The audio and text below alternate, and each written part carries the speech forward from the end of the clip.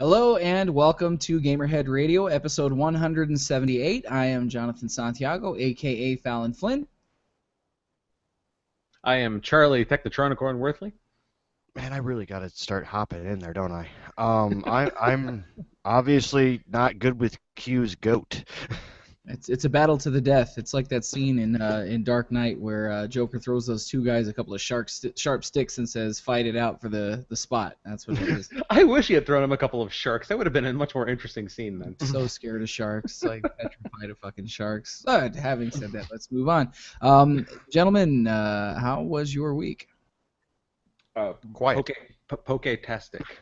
Are you still ankle deep, neck deep, wrist deep? What part of your anatomy is deep in the poopy of Pokemon? I don't know what is the equivalent of level 17. Oh my God, you are beyond beard deep. I would say no. I would say if the level cap has been discovered to be 40, so I would say you're right around waist deep, just a little less. Okay, all right. Yeah. I suppose we should probably do a quick check-in. So, what level are you guys at, and how many have you caught? Well, let me go ahead and pull my app up so that I can tell you, because I don't remember off the top of my head. I think I'm level 17. It's either 16 or 17. I don't remember. Oh my God. I'm like 4/5 of the way to 18, so I'm in 17. I am halfway through 16 on my way to 17. I have currently caught 62 and seen 62, and in holding at the moment, I have. It won't tell me because my GPS is not on, and the red bar that says your GPS isn't on is right where I need to see shit. I have currently 62 in holding. Okay. I've caught 56, seen 58, Mm. and I just evolved a bunch of stuff and traded a bunch of stuff in, so I only have 122 like in hand right now. Yeah. Goat, you. I'm like midway through, 3/4 of the way through 13. I have seen and caught 40, and on the books right now I have 40. Goat, I'm kind of shocked that we are ahead of you in this, as far ahead of you as we are. I mean, at least as far as I'm concerned. I mean, you're a significantly larger Pokemon fan than I am, John. I don't get the sense, John, that you've been a huge Pokemon fan in the past. No, like I said last episode, no hate for Pokemon. I've always been cool with Pokemon. I kind of missed the boat on it when it was initially a really popular thing. So Yeah. no distaste. Yeah. I think it's a strategy. Yeah. So, but I'm more filling out my Pokédex and like not catching everything that pops up. I'm like, oh, I don't have you. I don't need you. Oh, I don't need that. That's okay. So Yeah. here's a common tip that I heard and also can verify. Catch everything. Just absolutely know. catch everything that you come across. That's what I do because yeah. And here's the reason, especially Pidgeys and Weedles and Caterpies, but you see, at least I see a lot less of them. I see Pidgeys and Rattatas all day long. Yeah. I'm deep in Weedle country. Yeah. So but the reason why I specifically want to catch as many of those as you possibly can is because they only cost 12 candy to upgrade. You know, a lot of the other ones cost like 25 or more. Oh yeah. And so what you do is you just catch them. And now twice now I've gotten up to the point where I've had 100+ Pidgeys in my inventory, and then I use a candy and I upgrade like a dozen of them, get 1,000 points, or evolve, I should say, evolve like a dozen of them for like 12 candy each, and because you have that many when you've caught that many, and then like you'll jump like 2-3 levels at a time. Honestly, easy. the other thing too is use a lucky egg because it literally doubles XP. If I didn't say that, I meant to say that. Yes. Wait until you have a lucky egg in hand, and then you've got 30 minutes to evolve everything that you possibly can, and then go and hit everything that just do everything that you can because it lasts for 30 minutes. It was discovered this week that not only is the level cap 40, but just like Ingress, this game has a massively steep climb once you hit level 20, like it's a crawl. And they said that in order to get from level 39 to 40, if you get at least 1,000 XP a day, which is not terribly much in Pokemon Go, but they said if you get 1,000 XP a day, it'll take you 3 months to get from 39 to 40. Wow. Yeah. What's not bad then? No, that's obscene and ridiculous, and I guarantee you I won't be playing at that point. But yeah, it's huge, Yep. huge. So is that all any of us did with our week? No, I played something else. Oh, well, we'll get to what else you played, but that was our little update. So we didn't actually talk Yeah. about what we did this week. So Charlie, how was your week? Otherwise, tell us about it. Well, yeah. So aside from that, it's the only thing of note that I have to mention is that shock. I'm going to talk about a PonyCon. Ponyville Cider Fest announced that Peter New is going to be rejoining us for year 3 in a row.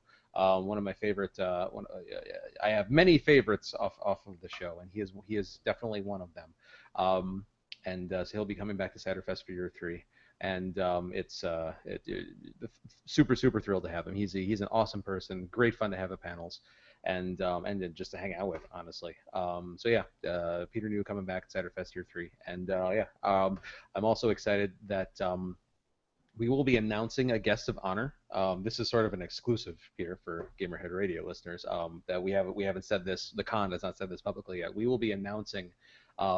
A guest of honor once a week for the next, I think, 9 weeks. Oh wow, Jesus. We've got a pretty good roster lined up with some people that have been to cons before, but a lot of people that have not been to Cider Fest before, and have recently been kind of coming up in like the con scene as far as guests as just being awesome, just super energetic, fun people to have.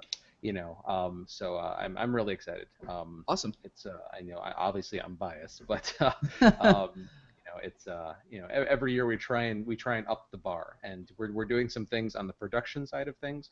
We're getting some props made for our main stage, which I'm excited about because like this is the first time. This is probably going to be the only time the Cider Fest will be on a Halloween weekend, so we are exploiting the crap out of that. If you're friends with me on Facebook, you may have seen, or Twitter, you may have seen the costume that I'm probably going to be wearing for at least a part of it. Dear God, help me.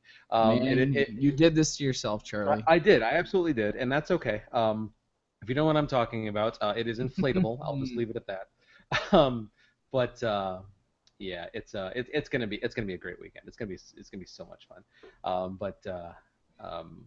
As far as non-pony related things, I'm presuming. John, how about you? I had a decent week. This is the first week that we've had in a little while where we did not have anything previous villains booked, which means that not only did I get a break, but Goat also got a break from all of that madness this week too. So it was a good week. My parents came to town. They have not been here since February. They came to visit and spent the whole week at my house.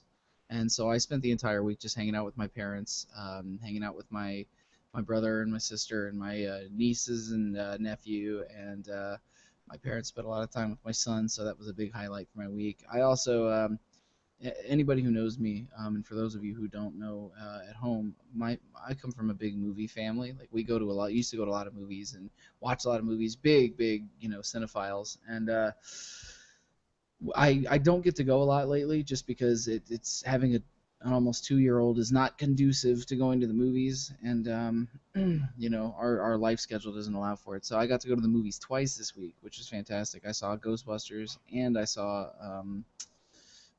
Star Trek Beyond. Most of it, from what I understand. Well, 3/4 of it, yeah. The electrical storm knocked out the power at I saw it at the Niles 12 AMC, which is at the Golf Mill Mall, and the electricity knocked the power out in the entire mall. So they gave us all passes in about the last 15 minutes of the movie. It was like right after a moment that broke my heart because the writing and execution of this MacGuffin from the script was so fucking bad that it actually almost ruined the entire movie for me. Which I did not hate up to that point. I was enjoying it, but that really, I can't. If anybody saw it and you want to message me and talk about it, and if you know what I'm talking about near the end, I'd be curious to see if I'm the only one that was bothered by it because it was so hackneyed and stupid. I will hopefully be seeing it soon, so I look forward to discussing this. Yeah, you'll probably know what I mean. And then here's my incredibly short, non-dramatic review of Ghostbusters. It was not as bad as everybody thought it was going to be. It was not a good movie by any stretch of the imagination. The ladies were the absolute not problem with that movie. They did perfectly fine, and they did the best they could with what they had to work with. The script was shit. The first 35 minutes was fantastic, and then it started like I don't think I've ever seen a movie had a more slow decline into falling apart. Like it was so gradual. It was so gradual. But by the end of the movie, it is a CGI neon nightmare full of really dumpy effects and stupid writing. But it started out really funny. I had hope for it when I started seeing it, and does not deserve all the 2s and 1s it's getting. I would say it deserves an average 6. Like it's just mediocre. Average 6 out of 10. Out of 10, yeah. I have to say I'm impressed because I got the impression that you were all set. You had all but predetermined that you were going to hate this movie. I was based on what I saw from the trailers and having nothing to do with the ladies, absolutely, because it did not and having seen it now I can say this safely, it does not in any way embody the spirit of the original Ghostbusters. It's just as stupid as Ghostbusters 2, because Ghostbusters 2 is not a good movie. But if you're looking for the original, no, it's not there. It's none of that spirit is there. Actually, the cameos from the original cast members just bummed me out and made me want to watch them in a movie. But started out good, just fell apart. I expected it to be in my mind like a 4, ended up being a 6. Not terrible. That's fairly high praise, all things considered. It's here's to be clear, it's really mediocre, and it will be forgotten very quickly. Because it's just not that great of a movie. Having nothing to do with the controversy. If you just judge it as a movie, it's not a very good movie. Anyways, though, so that was what I did with my week. Charlie, what about you? Well, I went already, so it's Goat's turn. Oh, yeah, you did go. That's right. You guys just don't care if I'm here or not. I do. John apparently doesn't. I'm half asleep, man. It's been a long couple days. Let's see. What did I do this week? As John said, the villains have hung up that hat for the week. Thank Christ. Although there is other work to do before that. So I did the most sane thing I could possibly do, and we went back into the studio and started writing the second Phoenix album. Well, that is just that's a very like my brother thing to do, is to start working on an album before the one you're working on is finished. Yeah, yes. Where is the first one, or in terms it's on of Nick's completion? desk. Oh. It's waiting. I've heard it'll be touched soon. But while we're waiting, I mean, it's done. It's done on our end. So we just wait for mix and mastering. So we were like, fuck it, let's start writing the other one, because it's another 6 to 8 months process at minimum to do that. So we started hammering out on the board again, and we've got probably 5 ideas. One, I'd say 75% song done. So very early on in this process. Do I recall you saying that you guys you don't have it on your timetable to play shows? You're going to be like basically you're just going to put out music and that's going to be it, or am I remembering that correctly, or? Well, we're going to do this weird. We're going to do the Tool thing. I'm not going to play on the circuit every freaking weekend, because then there's no reason for you to come out and see us, because there's always next weekend. We're talking playing once a quarter at probably the most. So then you have to come out and see us, because it'll be another 3 months feasibly till you see us again. Like, we're doing that whole supply and demand thing. And then we're just gonna pump out a whole bunch of internet albums, and yeah, we're going weird on this. Like, I don't know. 20 years experience in the business, I see what doesn't work and what does work and what isn't cost effective. And so according playing to shows every week, playing shows does not work, and he's not wrong. Playing shows every weekend does not do you any good, besides waste gas money and put miles on your vehicles. Well, that's it. He's not wrong, ladies and gentlemen. So, and that way we can focus and give you a much better show, full props, full lighting. You'll come. You'll enjoy your $15 show, because it'll be, it won't be some slap happy thing every week. Fair enough. Touring Tips. Well, thanks for tuning in to Touring Tips Radio. Yes, Touring Tips. Yeah, right after Ghostbuster review. Yeah, right after Movie Head Radio. Yeah, it's true. It's true. We could, I could totally do a movie podcast. Not that we have fucking time to do more than this one, but I could absolutely smash out on a movie podcast or a TV show. I wouldn't be opposed to Tour Head Radio. Yeah. It sounded to me like you just said Tumor Head Radio. So let's let's be Tumor head? That's enunciate. fine. That's fine too. Tumor, tour. I mean, you get a tumor from touring, so it all works out. That is entirely possible. So yeah, that seems to wrap it up for us for this week. But Charlie, Yes. there have to be some video games coming out for the masses to consume. Well, as it happens, John, there are. On Monday, July... Yeah. Pokemon Go 2 comes out. Yeah, oh, God. I should be a fucking fortune teller. Yeah, go figure. So on Monday, July 25th, Phantom Brave is coming out for the PC, as well as Quadrilateral Cowboy, which I'm interested. Is also coming out for the PC. That sounds like some sort of bizarro porn film. I'm Googling that one. That sounds like Suda51 found a new word. Quadrilateral Cowboy is an upcoming puzzle video game by independent developer Blendo Games. The game is, yeah. So puzzler. So, math. All right. Yeah. Anyways, Tuesday, July 26th, Fairy Fencer F Advent Dark Force is coming out on the PS4. Ali Ali Epic Combo Edition on the PS4. Hyper Light Drifter on the PS4 and the Xbox One. Headlander on the PS4 and the PC. Chambara on the PS4. We Happy Few is getting its PC Early Access release. Which I found out a little bit more about that game, and it is not what I thought it was, and I'm not quite sure how to process that. But I'll come back to that in a second. Please do. You've piqued my interest. Marvel Ultimate Alliance 1 and 2 is getting ports over to the PS4, the Xbox One, and the PC. AW Phoenix Fiesta is coming out on the Vita. Among the Sleep on the PS4. Blue Rider on the PS4. Dungeon Punks on the PS4. Laser Disco Defenders on the Vita, Mutant Mud's Super Challenge on the PS4 and the Vita as a cross-buy, Riptide GP Renegade on the PS4 and the PC, and Shirin the Wanderer, The Tower of Fortune, and The Dice of Fate is coming out on the Vita.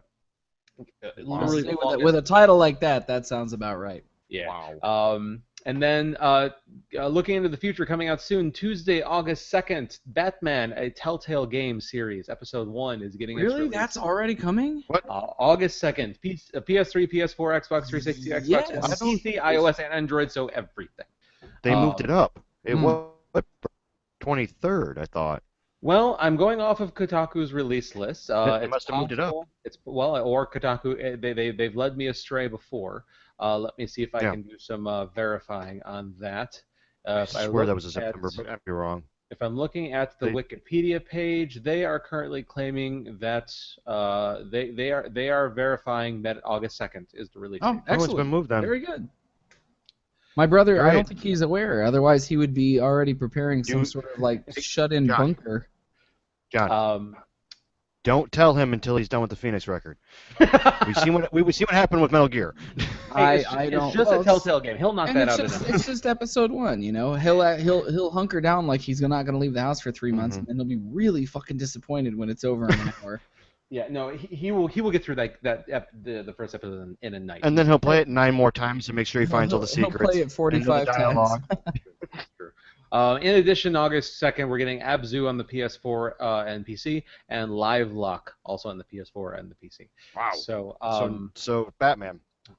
Yes. Yes. Anybody else? Does anybody else like this week? It sounds like they just shook a boggle and picked words out of it and named their games. Maybe. I'm excited about Batman. I'm definitely interested in We Happy Few. Hold that thought because I know Charlie's got thoughts there. And I actually am kind of excited for Ollie Ollie. I liked it on my DS. Really? It's fun. Yeah, it's actually. No. I'm saying we're all glazing over. I'm excited that Headlander's coming out. I don't know what the fuck Headlander is. Oh, you do. We've talked about Headlander. Have we? Yeah. Live Googling. Live Googling. Oh, it's an Adult Swim game. Yes, we've talked about this about 6 to 8 months ago, maybe a little over a year ago. They were talking about it, and we were all like, yes, because we did this before. I remember this trailer, Yeah. Yeah, no, never mind. I remember it now. This does look pretty dope. Yeah, I'm excited it's finally coming out. Yeah, it's pretty. I'm okay with this. Oh, Charlie's doing a thing. Yeah. I don't have my other thing set up for sound, but this is the game that we talked about a little while ago, where you're like the astronaut and your head can detach and like fly around. Bizarre. And Just He's a bizarre. doggy. Yeah, you land on different things and have to do different things with different bodies with your head. Yep. So yes, I am also now going to be looking into this. But yeah.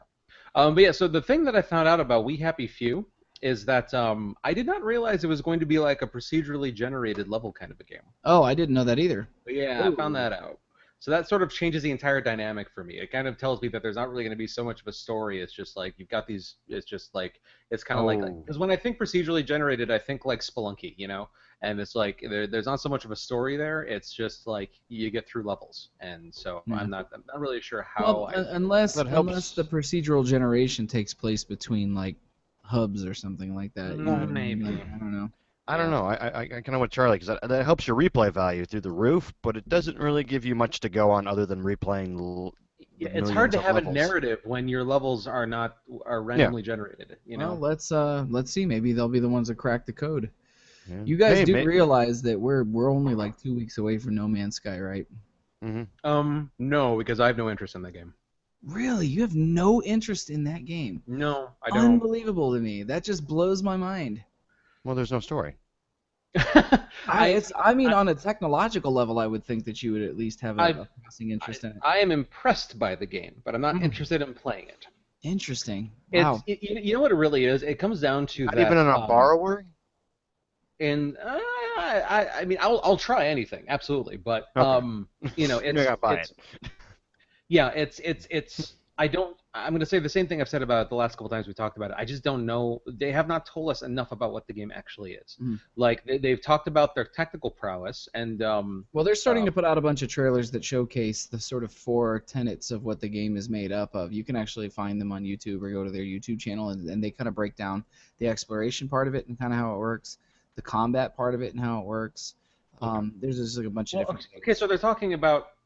So they're talking about elements of gameplay, but I still don't know. I still don't quite understand the point of why. The point is to get to the center of the universe and find out what's there. There's supposed to be a big mystery behind what's there. I'm kind of with Charlie on this though, because it sounds like Destiny all over again. Right? They were all like, "It's gonna be a great thing. You can do this and this and this," but they never gave you a reason to do any of it. Yeah. Yeah. Fair enough. I don't know. It piques the hell out of me. You know, my fancy is tickled. So are you going to be getting a PS4 to pick this up, or? No, it's coming out on PC, so I will be playing it on my PC. Oh, okay. Yeah. Oh, look at you. Is your PC is up to snuff? It's like a procedurally generated voxel game. It's not like graphically. It's not like a powerhouse game. Graphically. That's true. Okay. It's not gonna melt your little box of PC. My PC is pretty fast. I just need a better GPU. It's just my graphics card is, I'm using the onboard card for this rig. Everything else is I would say up to snuff, if not a little faster, on certain fronts than standard. So. Well, anyway, those are our releases for the foreseeable future. So John, what have you played this last week aside from Pokemon? What have I played? I didn't get a lot of gaming in this week because, as I said, my family was here. I was really winding up to play the final Season 3, maybe just final period, Killer Instinct Season 3 character, Idol, who is not only the last character for Season 3, but everyone was crossing their fingers that he would be in the lineup because he is the only character from the original Killer Instinct games that was not represented up until this last week. And what happened was the guy who created Killer Instinct hates that character. He was the original boss in Killer Instinct 1. He's just like, I hate this character. He was a shitty, lame, like last-minute decision as a boss in the first game. I never want to put him in the game. But like the fans were like, every other character you guys have ever made has been re-represented in this newer version of the game. If you don't put him in, it's kind of a jip, So they found a way to make him pretty badass, actually. That's cool. They fan serviced him. Yeah, they did. Only I didn't get to play him because the same storm that knocked out the electricity at the movie theater when I was watching Star Trek also fried the power supply for my Xbox One. You don't have it in a surge protector? I thought I did. No. Yeah, I think I moved a couple of things around and forgot to plug it back into the proper port. Wow. It's okay. I already have a guitar tech. I ordered and replaced it and had it it was here today. So I mean, it was like a $35 fix for that's not bad. Power supply. So no, it wasn't terrible. It was the brick. It just fried the brick, So yeah. Yeah, yeah. Everything else, the system was fine. So I didn't get to play that, even though I wanted to very much so. Overwatch has a new character, playable character, which I did not get to play as well for the same fucking reason. So I'll be talking I about sense a those theme things here. next week. Oh yeah, it's the fucking thing. I wanted to beat people up, but my power wouldn't let me. Just wouldn't let me. No, I did some gaming on my PC this week. As a response to Evo last week, which I didn't really talk about, because it was going on live during the show. Um, I've been playing a bunch of fighting games this week. I started properly learning how to play Guilty Gear Xrd, because I would like to be better at that game, and it's a good game. It's just unconventional. It doesn't use a lot of the same stuff you could peg in other fighting games, so it's going to take me a while to get good at that one. I've also been playing Skullgirls, Blaze Blue, just a bunch of fighting games. I also played a little bit of The Secret World, and I've been playing that survival game I mentioned last week, The Long Dark. Still playing that. I don't know why, because you basically just survive as long as you can until you either run out of food or freeze to death. It's really bleak. There's no happy ending there. But the infinite combination of possible scenarios is really fascinating, and the atmosphere of the game is fantastic. So, So I'm sorry, is this a game that can be beaten, or is you just survive as long as you can?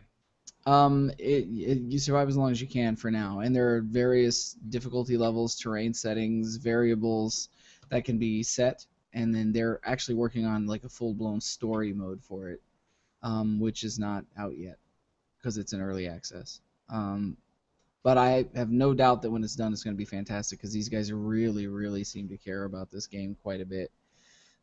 So that's what I've been playing. That's all I Are had your time to is play. your spree? It seems of I know you touch fighting games, on a relatively, Mhm. on a Intimate relatively basis. consistent basis, but you seem to be playing a lot more than usual the last couple of weeks. Is that because of Evo? Did that kind of spark some? I mean, a little bit. Particularly, I've been wanting to get better at Guilty Gear, but watching the top 8 players compete in Guilty Gear was a hell of a thing. Like, it was a really good match to watch. Um, there were some of the things that happened at Evo were really anticlimactic. Like the final fight in Street Fighter, the one that was aired on ESPN2, which was beautifully put together. I mean, like they poured a lot of money into it. It was really well done. The final battle was really anticlimactic, and the person that won, I did not want to win. So, um, that part was okay. But yeah, a little bit. It was a little bit spurned on by Evo. It happens every year when I watch Evo. I just start playing a bunch of fighting games. But I always usually play like old standbys. This year I opted to play things that I've been meaning to learn to play or get better at, and just always end up going to the standbys because it's less work. So, but want to get better at these. At some juncture, I will compete at Evo, but I'm just not going to waste my time or money going until I'm good enough to actually justify the cost of a fucking plane ticket and a hotel room for the weekend. Right. So, yeah, but I think that was everything I had time to play this week. There was just nothing else going on. What about you, Charlie?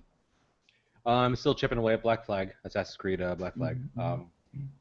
Nothing else really to report there. Just like I say, I'm gonna save more detailed, any more real detailed like conversation about my thoughts of the matter until I've actually finished the game. Have you become strong enough to go attack like the super big bad motherfucker pirate The ships? legendary Yeah. ships. I've attempted a couple of them. No, not even close. We got a question from Mr. Matt Elfring, former CEO of Activision. Legendary creator of Smile Party. Yes. Yeah.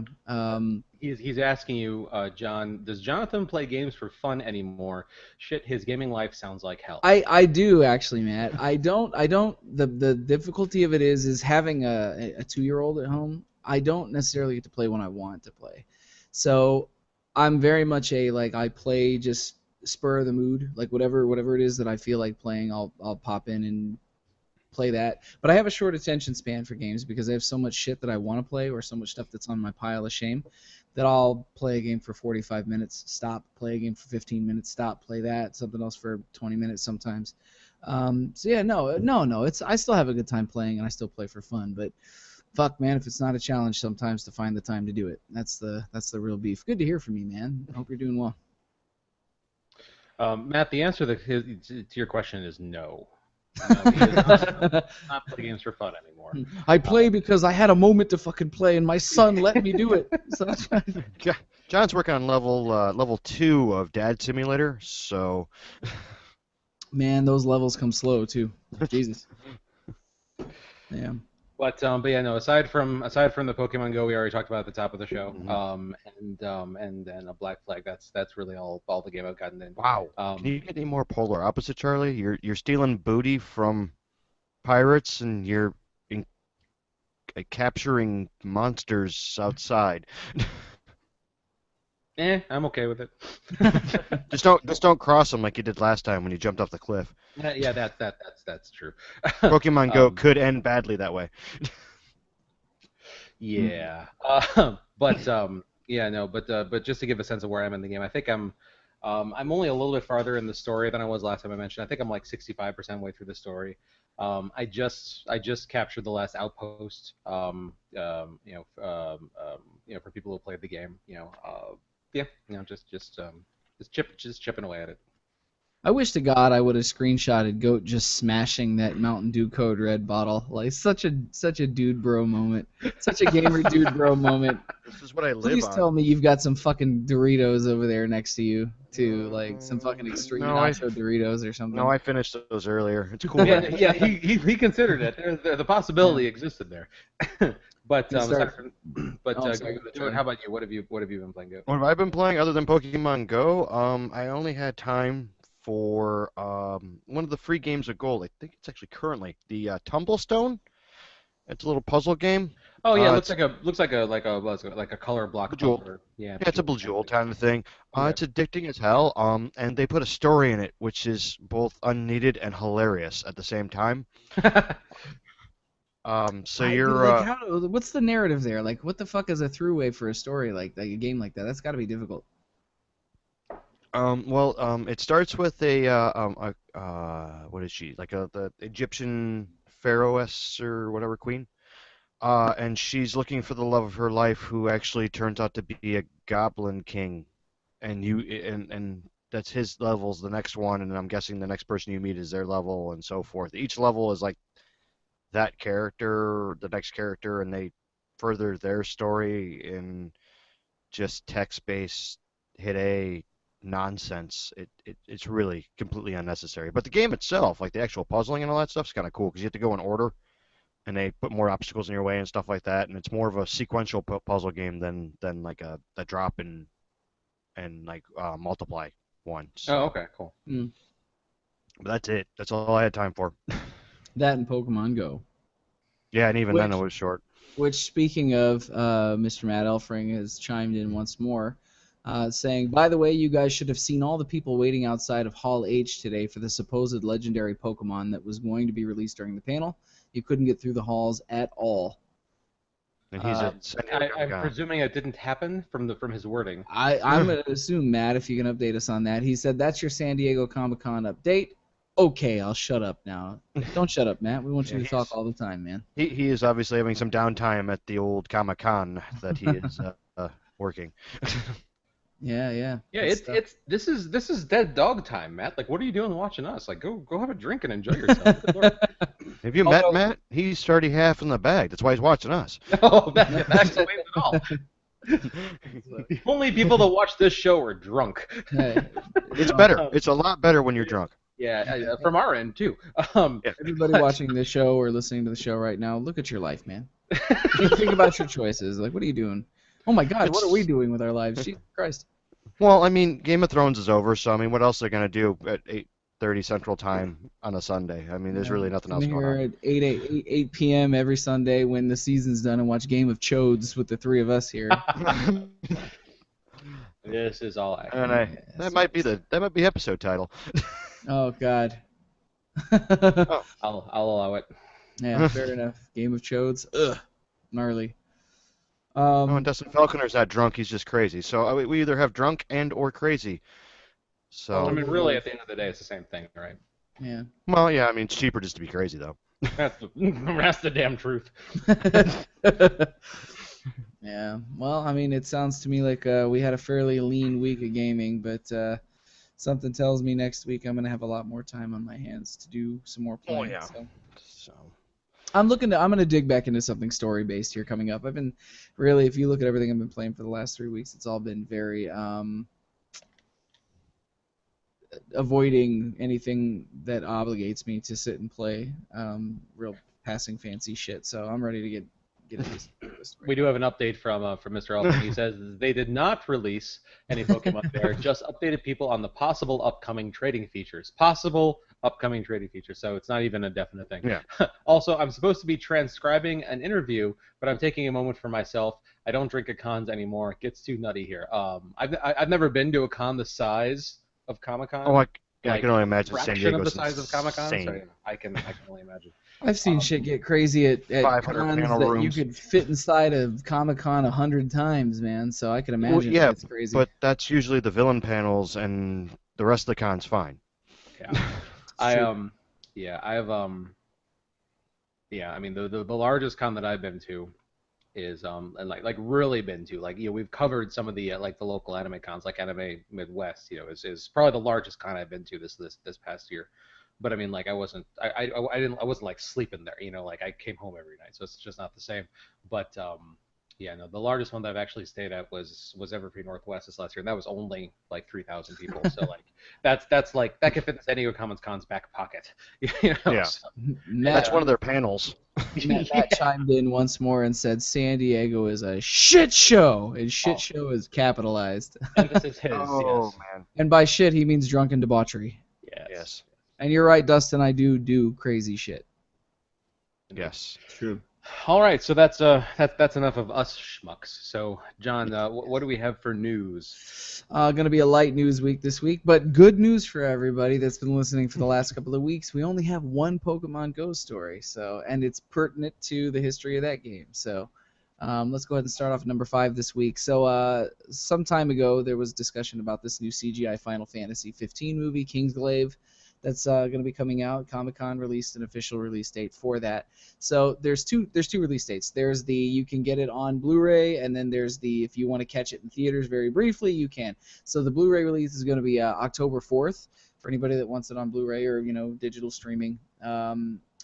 If you want to catch it in theaters, the very limited run theater run it's going to do is going to be August 19th, which I don't know about you guys. I would actually like to go and see that, because how often do Final Fantasy movies make it to the theater? And last time that happened, it was a goddamn travesty. Can I interject? Please. That movie was fine if you take the words Final Fantasy off of it. The quality of it was the travesty part of it for me being that it was soul crushingly boring. I had no it was misleading as being titled a Final Fantasy movie. That's what I'm saying.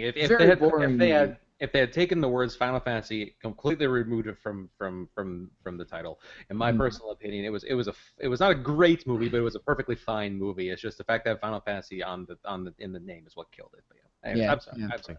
I mean, and I guess timing-wise, this works out because Final Fantasy 15 itself will be out in September, right? I think this year is what they were saying. So, guys, you're missing the point of that last movie.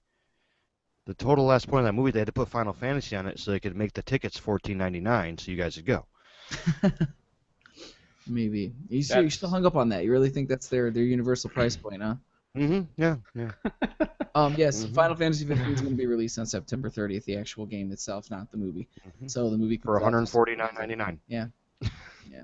Do you guys have any interest in going to see this in the theater? Some. Not a ton, just some. Charlie's not sold.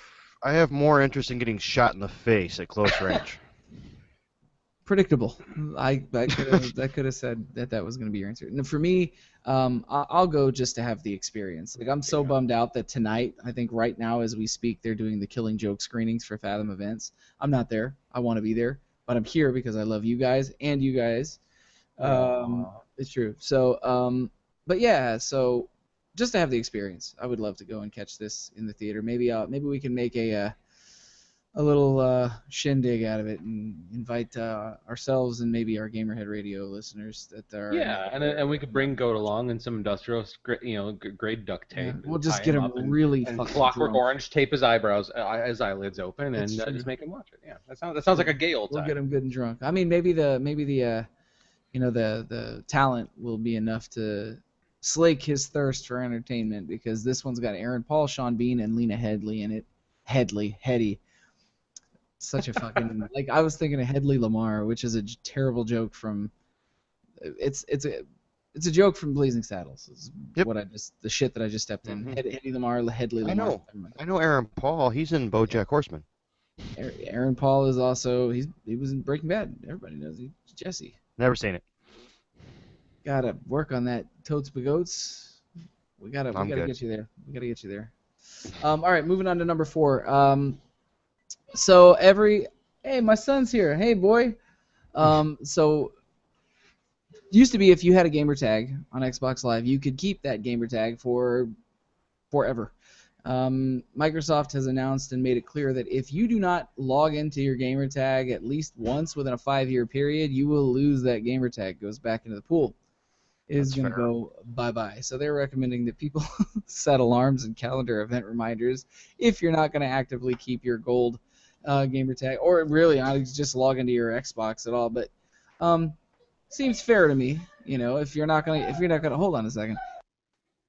I mean, here's my question. It's once in 5 years. What is even the point? I mean, like, are there You're actually missing an entire console cycle at that point. Yeah, I mean, like, are there actually people that clearly they're saying this for the gamer tags of people that have been locked up for that have not logged in for 5 years and they're about to release them is why they're saying this. Like, they're probably working on the original Xbox ones that people haven't used since then either. There's probably a lot of gamer tags that are locked up if they haven't been recycling them. Yeah. No. I'd be willing to bet money that's the case. Yeah, I would agree with that. If you guys, Ryan who's been a co-host on this show a couple of times, he used to like hunt for rare gamer tags so he could sell them. Like, really? He would buy or register several different gamer tags that he thought, like, at the advent of any start of something that looks like it's gonna blow up, he'll register. He's one of those guys that used to register like domain names and then sell them to people. He used to do shit like that all the time. So maybe it'll free up some rare names. I don't know. To each their own, I suppose. To each their own.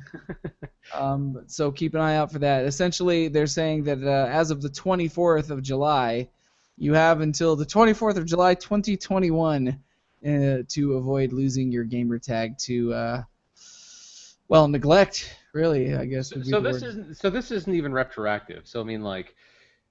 Wow. So, I mean, like, I figured they'd say, like, if you haven't logged into your gamer tag for 5 years now, we're going to release those. But they're not actually going to release anything for 5 years from now? Thinking about a legal department, it was probably a, like, no.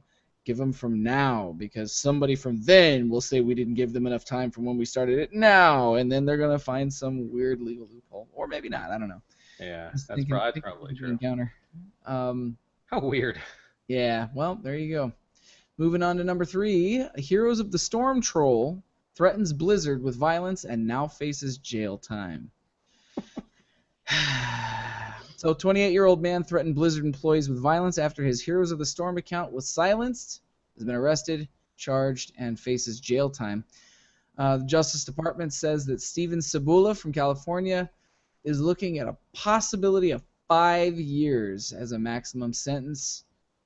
And a $250,000 fine for threatening bodily harm and death upon Blizzard employees. Here's the thing.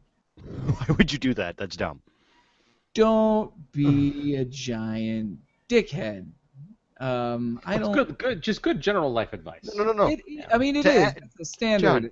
John, to add to that, don't be a giant dickhead. But definitely don't be a giant dickhead to people who have a legal team that make more money than you do in your lifetime. Well, here's the thing. I mean, like, to give you an idea of why people took this so seriously, especially in the age that we're living in, is it's not like he just went onto the forums and was shit talking or trash talking. Some of the direct quotation of the information that he posted to Facebook's the Blizzard's Facebook account is as follows. Careful, Blizzard. I live in California, and your headquarters is here in California. You keep silencing me in Heroes of the Storm, and I may or may not have to pay you a visit with an AK-47 amongst some other fun tools. That's moron. You just can't talk like that in this age, man. You can't even joke it's like all that real. in this age. He then It's followed it all up real. 20 minutes later by saying, "You keep silencing people in Heroes of the Storm, and someone who may live in California might be inclined to, quote, cause a disturbance at your headquarters in California with an AK-47 and a few other, quote, opportunistic tools. It would be a shame to piss off the wrong person. Do you not agree, Blizzard?" Blizzard, in turn, did the proper thing and handed those messages over to the FBI, and the FBI was just like, "Nah, man. Nah."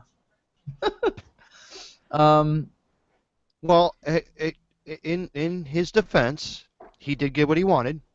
He is the hero of his own shitstorm. yeah.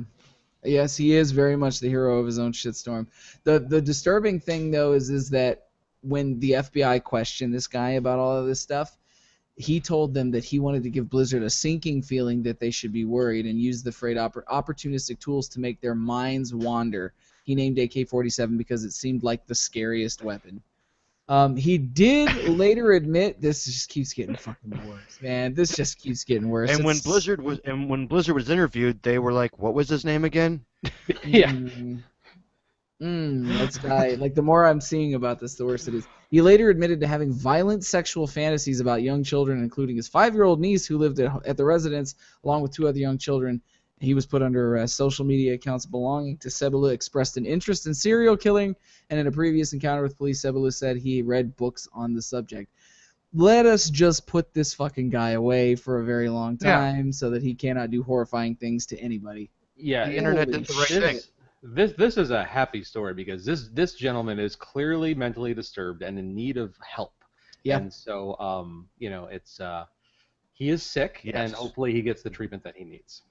Yeah, hopefully so, man. That sounds like a rough roll. Goat's like, nah, just stick him in the chair. Goat's ready to send him out. No. I think he should be at the giving end of his AK-47 and other tools. He's so happy to talk about them. He should see what they do firsthand. Yeah. Well, fucking keeps behaving like that. It's not going to end well for him one way or the other. It sounds like he's going to jail anyways. Once he gets out in jail, he's not going to make it out of jail. They don't like those kind of people.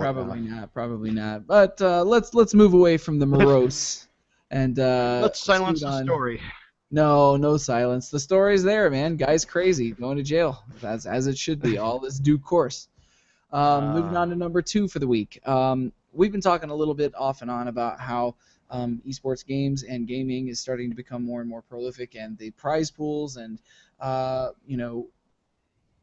and horse. God, I was about to do a goat. I was about to say, what was it you said last year on the air?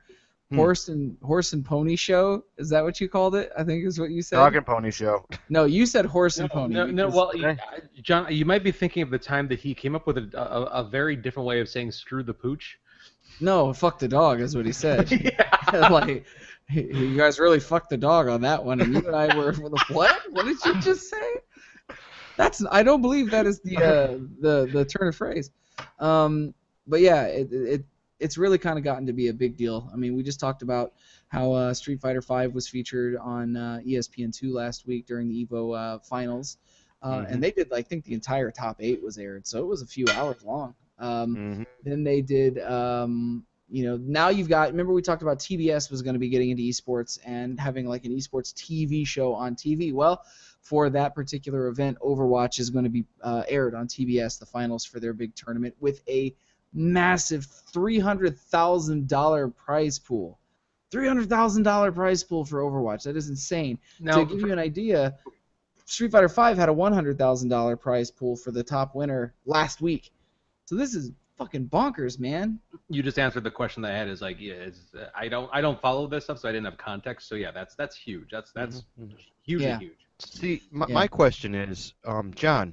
Yes. Why are you here? Since you're already an Overwatch nut and a competitive gaming nut, you could be living the dream. 300K large on TBS. I'm gonna be honest with you, as not fond of the toxicity of esports as I am, because I don't have a problem with esports. I don't like the toxic nature of the way a lot of it's carried and held, and there's a lot of negativity in it. Fighting game community seems to be unnervingly strong-willed when it comes to avoiding that kind of garbage. Fortunately, there's not a lot of corruption there. Mostly, I think, because it's not teams, it's individual people. But man, so many esports things are so corrupt. How have you found the community in Overwatch to be so far? very friendly up until they put the competitive mode in, and then just like anything else, the competitive mode draws. The way it was designed didn't help either. It draws a certain type of player, and They probably did that on purpose to get them out of the general pop. yes and no. I mean, the game, until you've played it,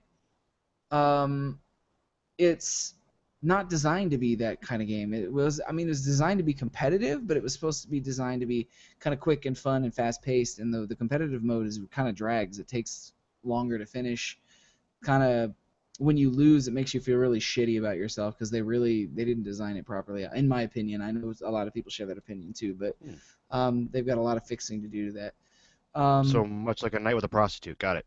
I would absolutely participate in esports. I've actually talked with Ryan on about starting an esports team because he and I are really good at competitive multiplayer games.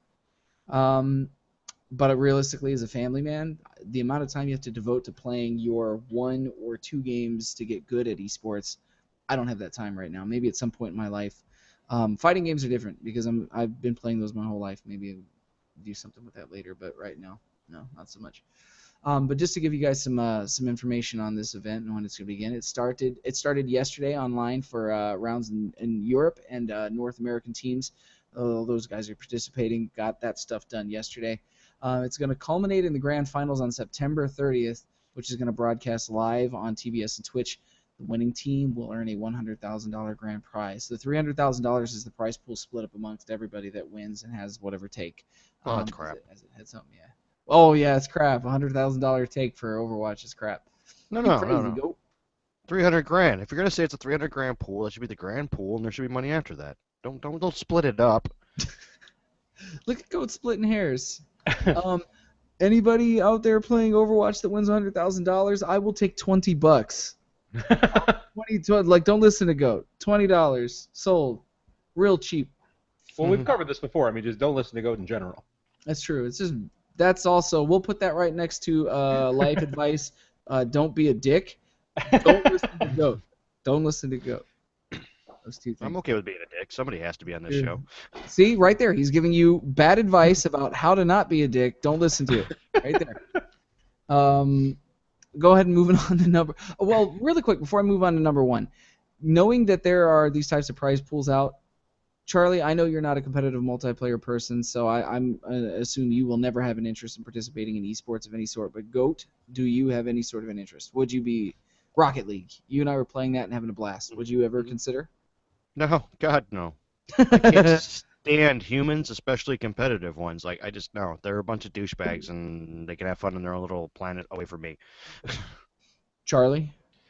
You know, the best answer, like the most optimistic answer I can come up with is if I found some game that had like Overwatch or something that had one of these big, competitive multiplayer, communities behind it. That I discovered to just be so just naturally good at that that I thought I might actually have a shot at doing well in one of these tournaments, that I would be able to give up with so much certainty that I would do well enough to come home with enough prize money to make up for the difference. I would need to get to the point of being so confident that I would be able to do well enough I could either reduce or quit my day job so that I could focus on this. Because I mean that is really the only make it my day job is to the point where where I'm playing these tournaments and I'm winning prize money, and that is my contribution to my family income. To be clear, that is the most optimistic view I can find, which means it will never absolutely happen. Well, I wouldn't say that. If they come out with a competitive pony game where you can be the nicest person possible, you'd probably win that. That's it. Goat, that was a compliment. That was a compliment from Goat. Did you guys catch that? That was Goat. Man, sure. That's special, man. Thank you. You're like the sugar of the show. You're the guy who stops and helps people. I'm this person who goes, get a jack out of my way. He tries to go back and backtrack and make it sound less sweet. No, I'm just saying if there was a competitive niceness game out there, Charlie would own ass at it because he is so naive. Yeah, that's true. I can't even argue that. Yeah, like I say things and he's like, but I'm like, this is the other side of the coin, the dark side that you ignore, Charlie, called life. Ridiculous. And then I cry in the corner and eat hugs. Yes. But yeah, I mean, but the other thing that I'm saying when I give that ridiculous hypothetical situation is that I would not be willing to give up any of my other interests and hobbies. That like I would never give up conventions. To do this that it's would never be that important to me. It would So, need to be a purely financial decision. Like I right. would never. Yeah. Yeah. Let's put this in, and take the Charlie version and put it down into 2 sentences. The Charlie answer is if it was overly positive and completely positive that I could do this and like on a mythical like 13-year-old scale of reality, yes. Reality? Nope. Yeah. That's about it. Yeah. Pretty much. Yeah. Had esports been in the place that it is now when I was a younger You would never single join a band. man? No, probably. I mean, yeah, probably would have, but You'd I've be paler than definitely. you are, full beard, Let me put it hair to you down to like your this. shoulders. Before I was married, I put in enough time in a standard week to probably be competitive. He wouldn't be Man, married. that's He all would have I never left did. the house to meet women. Yeah, it's true. It's true. Wouldn't have my little dude here. He'd look like But Dobby or Gollum. I, it's true. It's true. I digress. Let's go ahead and move on. Number one for the week. Some schmoes already caught all the Pokemans. You're welcome. That's true. At It's least not all the ones that are available. all the Yes. ones that are available. That's true. And he never left his block. That's right. No, he went to Jersey. So sorry, guys, go ahead He, with this. he did. He did take a road Oh trip. God, he went to Jersey. He He's a took. Well, brave to soul. be fair, he lives in New York, so it wasn't that it was that far away. You don't cross the river, man. Jersey, you don't go there. You don't cross the streams. There you go. That's my second Ghostbusters nod for the week. Reddit user FTB_Hodor, who has worked hard to catch 142 Pokemon necessary to complete the Pokedex in his region. That's to be specific, as we said, in his region. Leaving 9 left to collect. Legendary Pokemon Articuno, Zapdos, Moltres, Mewtwo, and Mew, and the region-exclusive Pokemon Farfetch'd, Kangaskhan, Mr. Mime, and Ditto. Let's see. He said that during his travels, he caught 4,269 Pokemon, 303 eggs hatched, 153 kilometers were wandered in that exploration. He said the final Pokemon he caught was Omanite, and later evolved into Omastar. He did say that he would have gotten it done sooner, but he had a bunch of problems. Connection issues with Verizon hampered his progress. He reached level 31 by the end of his journey and largely spent his time collecting Pokemon across Manhattan and Brooklyn and New York City.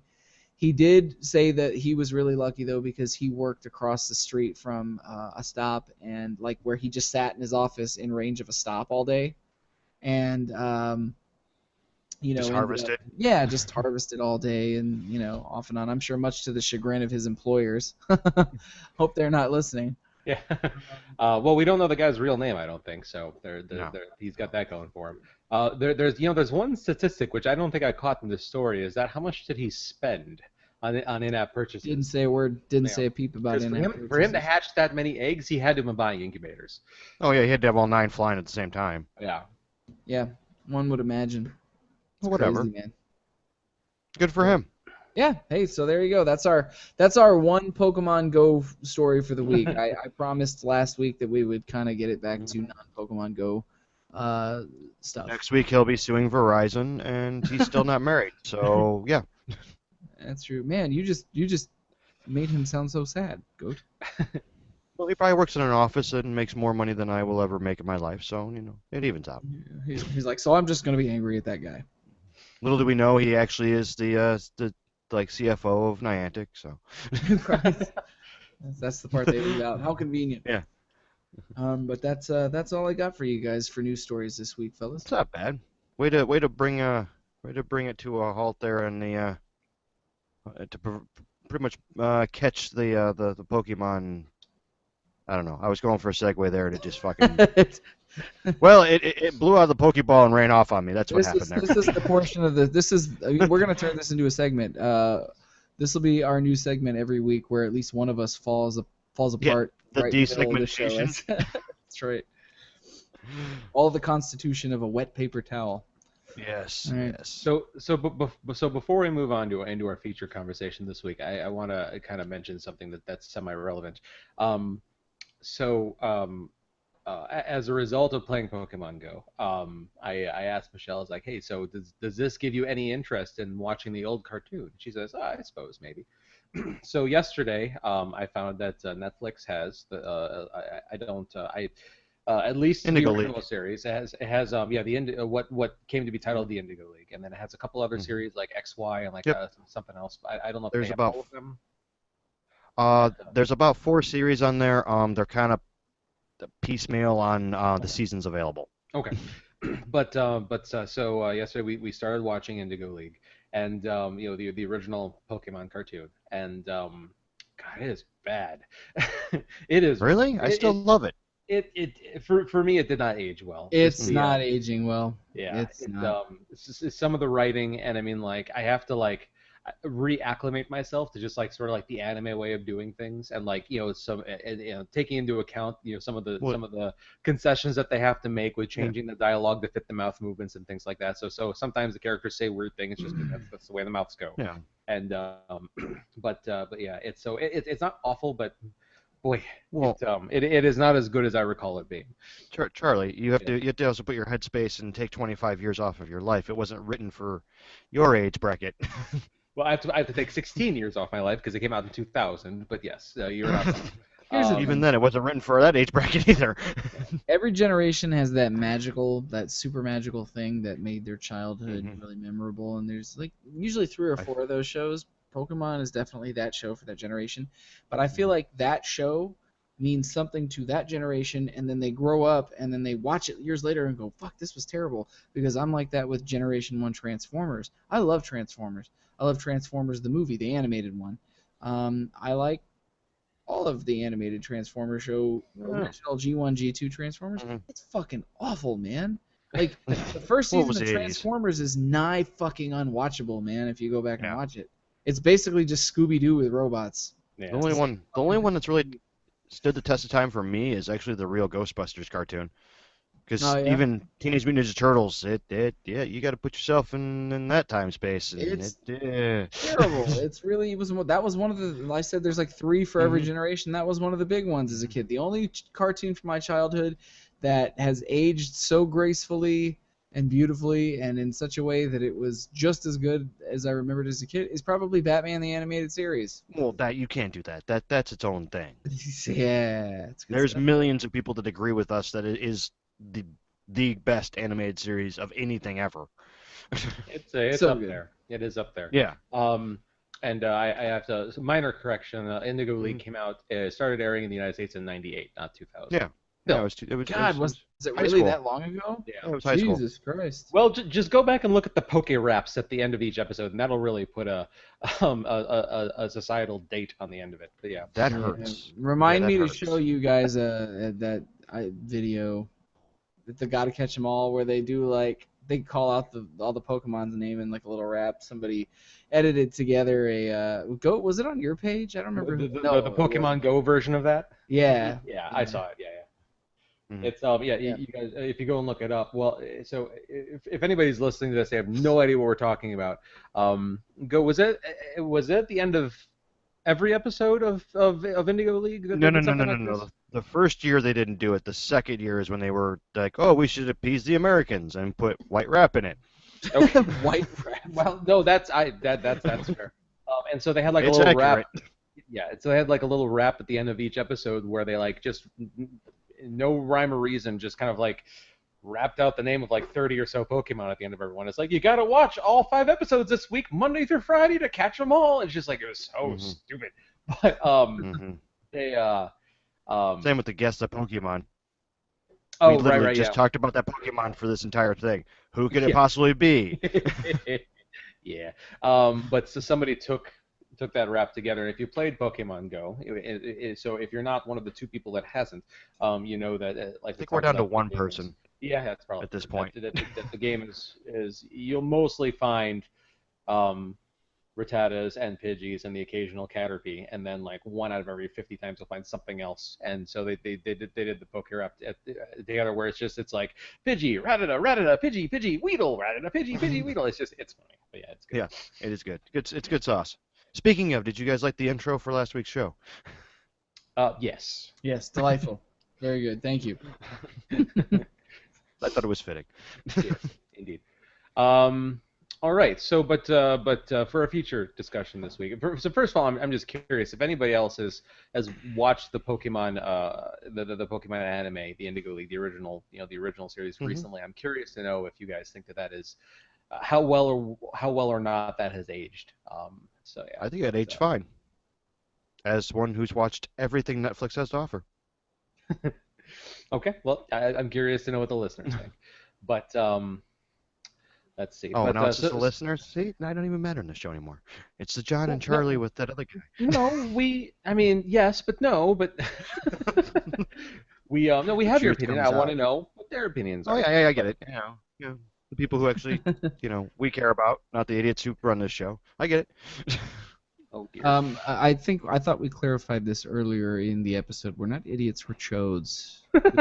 Oh, right, yeah, that's right. This is a game of chodes. Episode Game of 170. Right. Yeah. So we should move on to a feature because we've pretty much buried this thing under a sea of Rattatas. Yeah, that's true. Hakuna Rattata. No. There's a fucking show title for you. No. Legal. We'll say no. Yeah. Okay, you want to fuck with the mouse? It's on you. So our mailbag question for this week is basically what we're going to make of our feature as well, and just to see, we're going to give our own answers to the mailbag question. But we had so many responses to the mailbag question that we're kind of going to just roll that all together because we're going to be talking about your guys' responses for a while because you were very energetic. Charlie hit gold this week. It was a team effort. I will not take credit. Oh yeah. But Yes, it was. So our question was basically it's obviously Nintendo is just rolling in money right now. Well, maybe Nintendo says maybe not. I call shenanigans. Well, I mean they have a lot of money. I think they were kind of getting more than the fact that they're not rolling in it. Or maybe they're just paying off existing bills. Whatever. Yeah. The point is that they're making a lot of money. They're paying right off now. the Wii U. Yeah. And so one would have to assume that there are people sitting in Microsoft and Nintendo's respective boardrooms, and they're trying to figure out what their answer or response or whatever, just something to compete with Pokemon Go success. What would Microsoft and Sony do to try and not let this apparently newly discovered gaming category just not let Nintendo run away with the whole thing. So we have a ton of responses for you guys. We're going to get to in a second here. But as far as our own answers are concerned, John, Goat, do you guys have anything off the top of your head that you want to throw into the ring as far as Microsoft, Sony, or really anybody else is concerned? So Charlie, I have this little vision of this where Microsoft and Sony run into their boardrooms. They sit down, right? And their whatever head guy looks at them and goes, "Oh hell no! They did it with the Wii. They're not fucking us again. We've got to do something about it." That sounds about right, yeah. The thing is that so many of Microsoft and Sony's games are, based in action, shooter games. It's really hard to think of what would make a good AR game for any of their existing. Well, a sane AR game. You don't want people shooting other people in AR. That's just probably not a good thing. No, probably not the best. Right. But I mean, if you're looking at something that's fairly passive like that, where you're not pointing a gun at somebody, God, that's so hard to come up with for any of them. What do you guys have? Any thoughts? Well, my answer to this is actually what I'm going to do I'm going to kind of preface our conversation, and maybe to kind of like jog our creative thinking here a little bit by reading. I'm going to jump ahead. I'm going to read one of our mailbag responses, and this is a friend of mine, and Goats, I believe, Dave Mianowski, who went to school with. Hi, Dave. He dropped a response into our thread in the Players Club with a Polygon article, and this article kind of just sums up pretty much the entire way of looking at the situation. So I'm going to be. I'm a lot of what I'm about to read is verbatim from this article from Polygon, published on July 22nd, written by Ben Kuchera.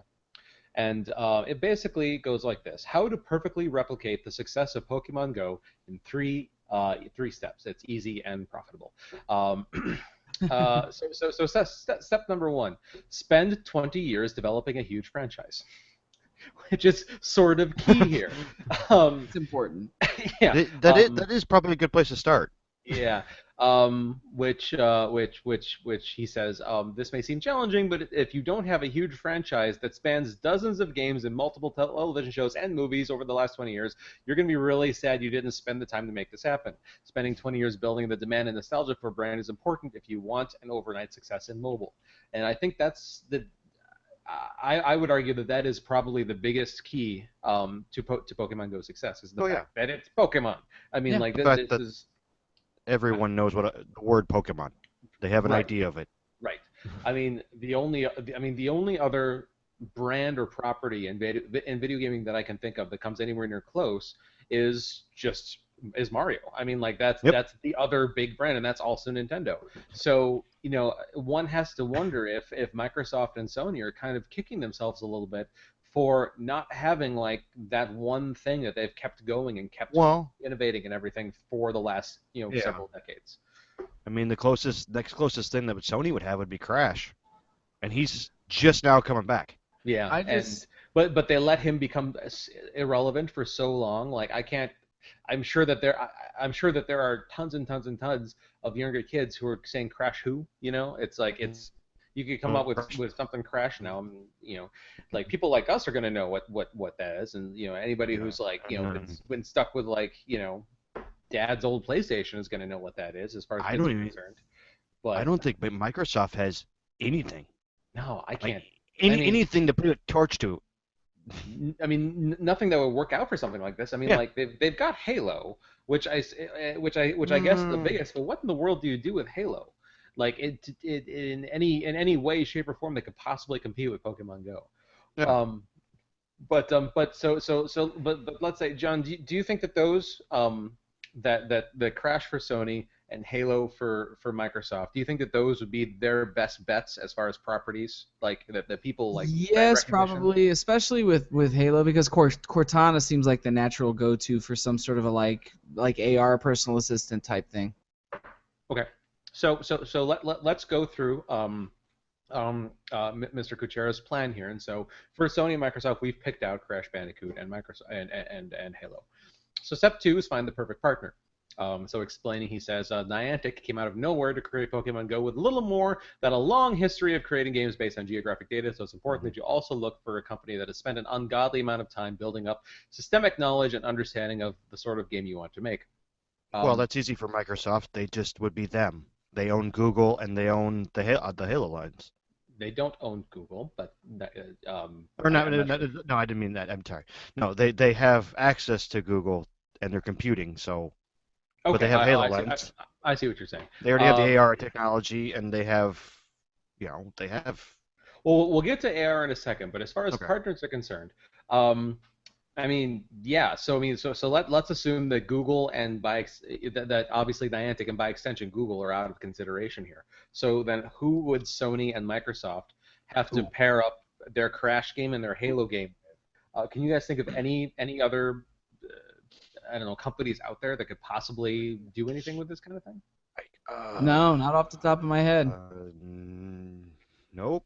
I mean, Niantic's the only one doing this kind of stuff. Yeah. I mean, they could revive CompuServe. I suppose that's an option. All right. Well, let's get out. Let's keep on walking farther away from the box and until we think of somebody here. So for Halo, I'm gonna go with DJI, which are the people that make the Phantom drones. Because at least they're very good as far as their drone technology is concerned, and at least like having like a game that incorporates drones seems appropriate for Halo to me. I don't know. Yeah. So that's what I've got for that. Unless you guys have a better idea. Well, if you're gonna do drones and stuff like that, I mean, like, I don't care which one, but somebody could tag on to Amazon's studio because they Okay. have all the Amazon data to work with. So let's go with that. So let's say Sony takes their Crash Bandicoot and they get together with Amazon, and so now Hmm. we have to figure out what kind of game Amazon is going to make with Crash, and what kind of game DJI and their drones is going to make with Halo. So then we Hmm. move on to step three, which is add AR or some shit. and Okay. and so Okay. he explains that just means to use the camera on everyone's phone. No one really knows what AR is, so as long as you can use the phone's camera, you can probably say you're using AR. AR stands for agoraphobic reaction, which it doesn't actually, although it probably should. Um, and if you tell an investor that VR seems cool, but AR is where it's at, you'll find yourself with $1 billion valuation before lunch. AR is Well, AR probably a is really easier to make. well, AR is probably a really important part of Pokemon Go because many people have said it is. So you should do some kind of AR shit. It will be easy to develop and very helpful when it comes to convincing analysts you're onto something new and exciting. Adding AR shit is absolutely crucial. Obviously, this article is tongue in cheek, but we're gonna go Hmm. with it. Um, okay, so so Well, now so he's now not we've got wrong. no, he's not, absolutely not. It gives Okay, you I don't the so even use real the AR on mine life anymore. I experience. turned it off. Yeah, I turned mine off um, too. I turn it on for good photo ops, but aside from that, yeah, I Hmm. basically turn it off because it actually makes the game easier to play with it off. But okay, so we'll continue here. So we've got DJI, which again are the people who make the Phantom Hmm. drones and other products. So they're very big into into technology, and they're going to make a Microsoft game. So I would say that they would have drones that and so if you've never seen one of these things in action, when you're flying it. It has a camera mounted on it. You can actually see from camera's point of view pretty much in Oh, almost that's easy exactly then. real time from then. So now we're talking about a drone flying in the sky that is now augmented reality, basically projecting Halo Wars onto the ground below you. And so you have to, and so now this is the game that we're forming here. Hmm. Um, and so that's I mean that's kind of self-explanatory, I'd say. So now we've got Amazon, which is a shipping and logistics company. Hmm. Um, and they're making a game with Crash Bandicoot. I'm trying to think of some tie-in with all the crates that Crash ends up destroying in the course of playing the game. Um, so it's a game. Help me out here, guys. It's a game See, all I think where is every crate you break is the deal of the day, and you can order right then and there on your Prime account. no, that's a little too much. That's That's what I'm basically just saying. It's just a fluff piece for them to get you to buy crap. Which I mean, it's Amazon. Let's be honest. no, we can do better than this though, because it is a game and you've got to make people want to play it. Hmm. So here's where I'm going is that you part of the game, and so you have to use your GPS, and the GPS will show you where various UPS trucks are. You then have to find and track down the UPS trucks, and whenever the driver gets out to deliver packages, you then use an augmented reality projected Crash Bandicoot on screen to virtually run and smash the boxes that the guy is carrying. This is the best I could come up with. Please do better. Uh, Or make it better. I mean, well, anything, something. uh, yeah. I mean, Sony's kind of got themselves in a hole here because they really don't have. I mean, other than like maybe switching franchises to God of War and you're collecting gods. Other than that, I don't see. Sony is not mobile friendly. No, not at all. But I the mean, Vita look is at their such a Vita success, titles. Goat. Look at their Vita titles. I mean, those all the Vita titles are good for is sentences for titles. Yeah, if you can't fit the title of your game in a tweet, it's a bad title. That hasn't stopped him yet. The shortest thing about the PlayStation Vita is the word Vita. Yeah. So, I mean, And its eh, selection of games. mhm. Oh. round two because the freaking PSP was also not very expensive in its catalog. Yeah. Here's the Um, problem is that Pokemon is it like the very nature of that game lends itself to this concept of catching monsters out in the wild. Yeah. So like you have to kind of think like what works with a camera. Augmented reality, UPS trucks, and virtual Crash Bandicoot smashing boxes. I'm telling you, it's gold. It seems simple lying. enough. I mean, you can't get too, Not so.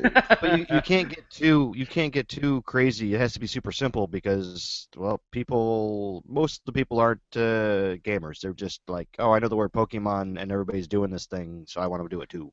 Well, I mean, Crash also collects fruit, so you could go into Yeah. supermarkets and you can collect fruit in the produce departments, I guess. Doesn't really have anything to do with Amazon, but whatever. Yeah. But yeah, no, but that is So basically Sony's not going to win. no, I don't think so. But those are basically Ben Kuchera's 3 steps to how to perfectly replicate the success of Pokemon Go. And Microsoft and Sony, we will be expecting our royalty checks in the mail. That'll be the day. Yeah, all $3 of the 4 apps they sold. You know what? I'll take 10% of that. That's fine. You're just going to put it in your Pokemon Go account, aren't you? I am, as a matter of fact. I'll just take it in Google Play credit. That's fine. Super quick side note. If anybody is playing Pokemon Go on Android, and if you are not using the Google Opinions app, start doing that right now. Because what this app does for you is it will periodically send you surveys on your phone in a drop-down and basically just ask you some questions. Sometimes it'll be about the places that you've been because it's Google, it knows where you've been, or just random other things. And for answering these things, you'll get Google Play credit, anywhere from I've gotten from 5 or 10 cents all the way up to 60, 75 cents, maybe even more for answering a survey. And sometimes you can get them daily. So you can easily get up, a couple dollars a week once you get into using it.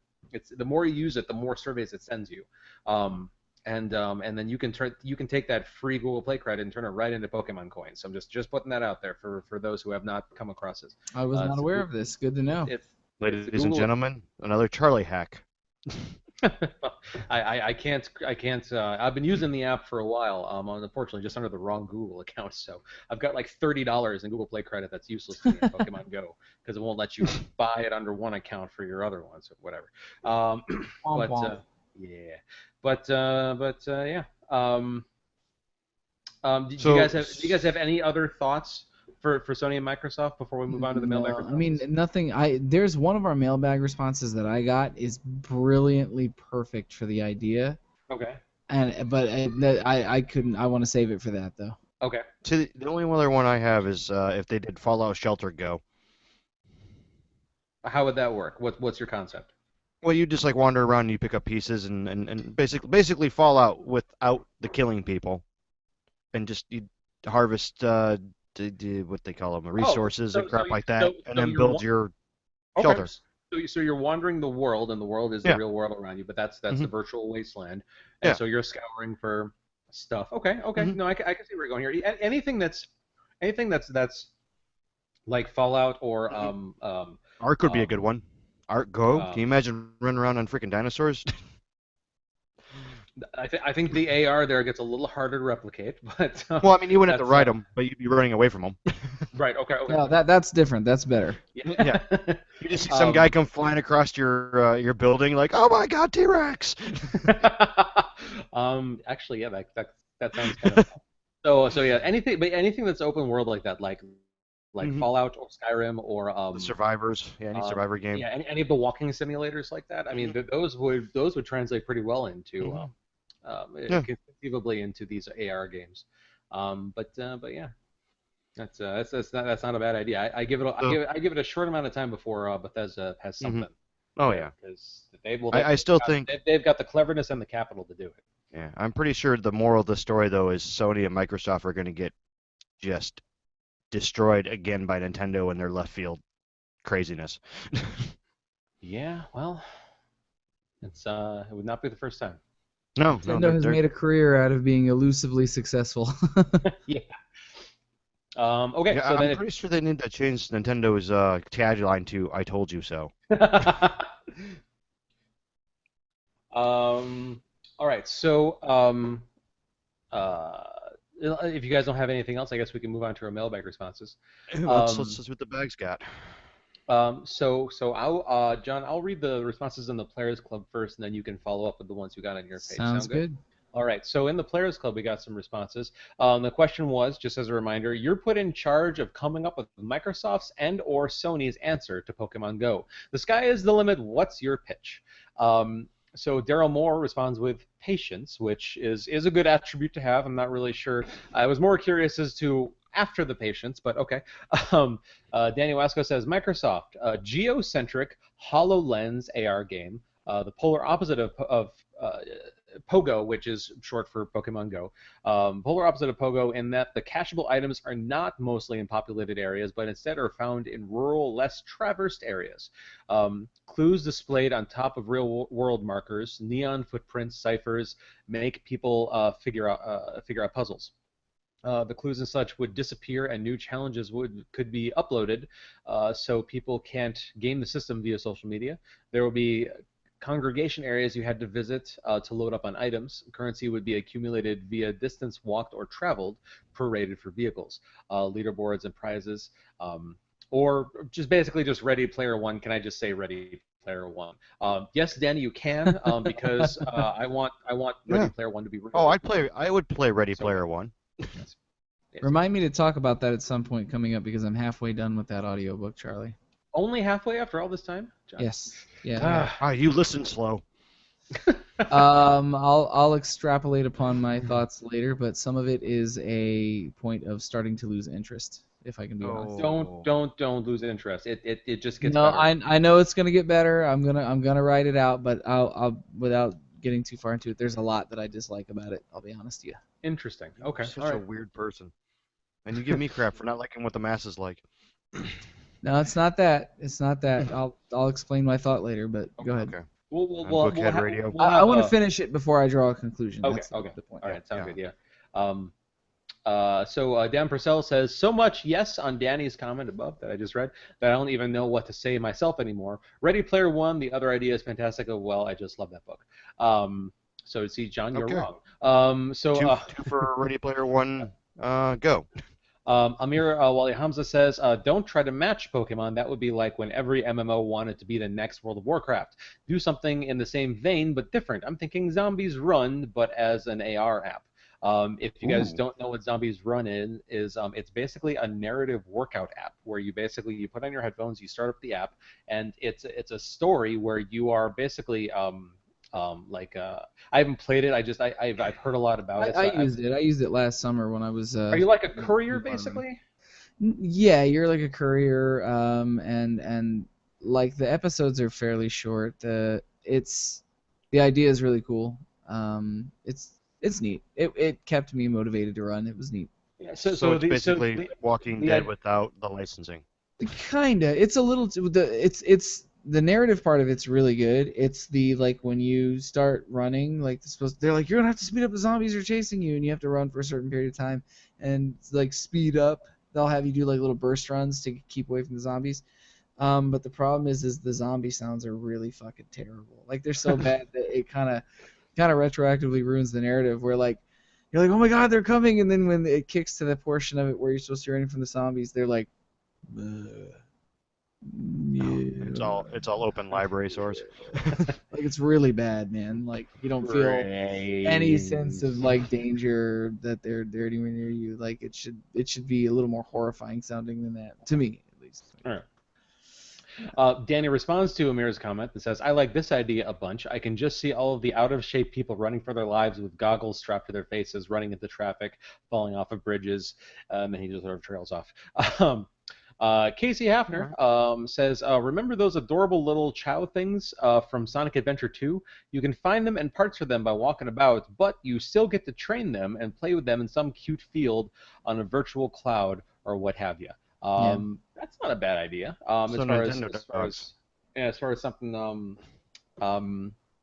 that I don't know, Sony or Microsoft to have to get real buddy with Sega to use Sonic, and as opposed to somebody else. But yeah, not a horrible idea. Actually, they have to get buddy with Nintendo because doesn't Nintendo own Sonic now? I don't think they own them. They're just good friends. I'm pretty sure they own them. They have a good. Yeah, no. I mean, I'm pretty sure Sega still. Sega still owns Sonic, and Nintendo does not own the Sega. I just think they have a good licensing, a partnership. Danny Wascow responds back, while we're talking retro, I feel like there's a lot of money to be made on chocobo racing. If I could raise and train a chocobo to compete and bet on winnings, I'd be there every weekend. And Amir agrees. I was just about to write something along those lines. Basically, you can release anything in the Dragon Quest or Final Fantasy line and win if you are Square Enix. Lou Lumen says Final Fantasy Earthbound AR MMORPG. All the typical MMO content mechanics, leveling, partying, crafting, exploration skills, etc. But our world is the game world. Dungeons are found in forests, preserves, etc. Caves not really being viable. Towns are matched up in-game. Vendor shop bosses have specific GPS locations. So basically, it's LARPing the AR game. Oh my God! Is what you just described. Is this person bringing 15 car batteries for his phone behind him for more than 15 minutes of play? Maybe. And then he says, "So I just went on a cross-country road trip to meet up with some friends to go fight Bahamut." Yeah. Because he's in Vegas. Yeah. Dave Minowski also responded and said, definitely not trying to answer to Pokemon Go anytime in the near future. Something like this comes around once in a technology generation, and Pokemon is too strong as an IP with too many years worth of fans playing games, and Pogo just happens to let players mimic very closely what their characters did in those games when they were a kid.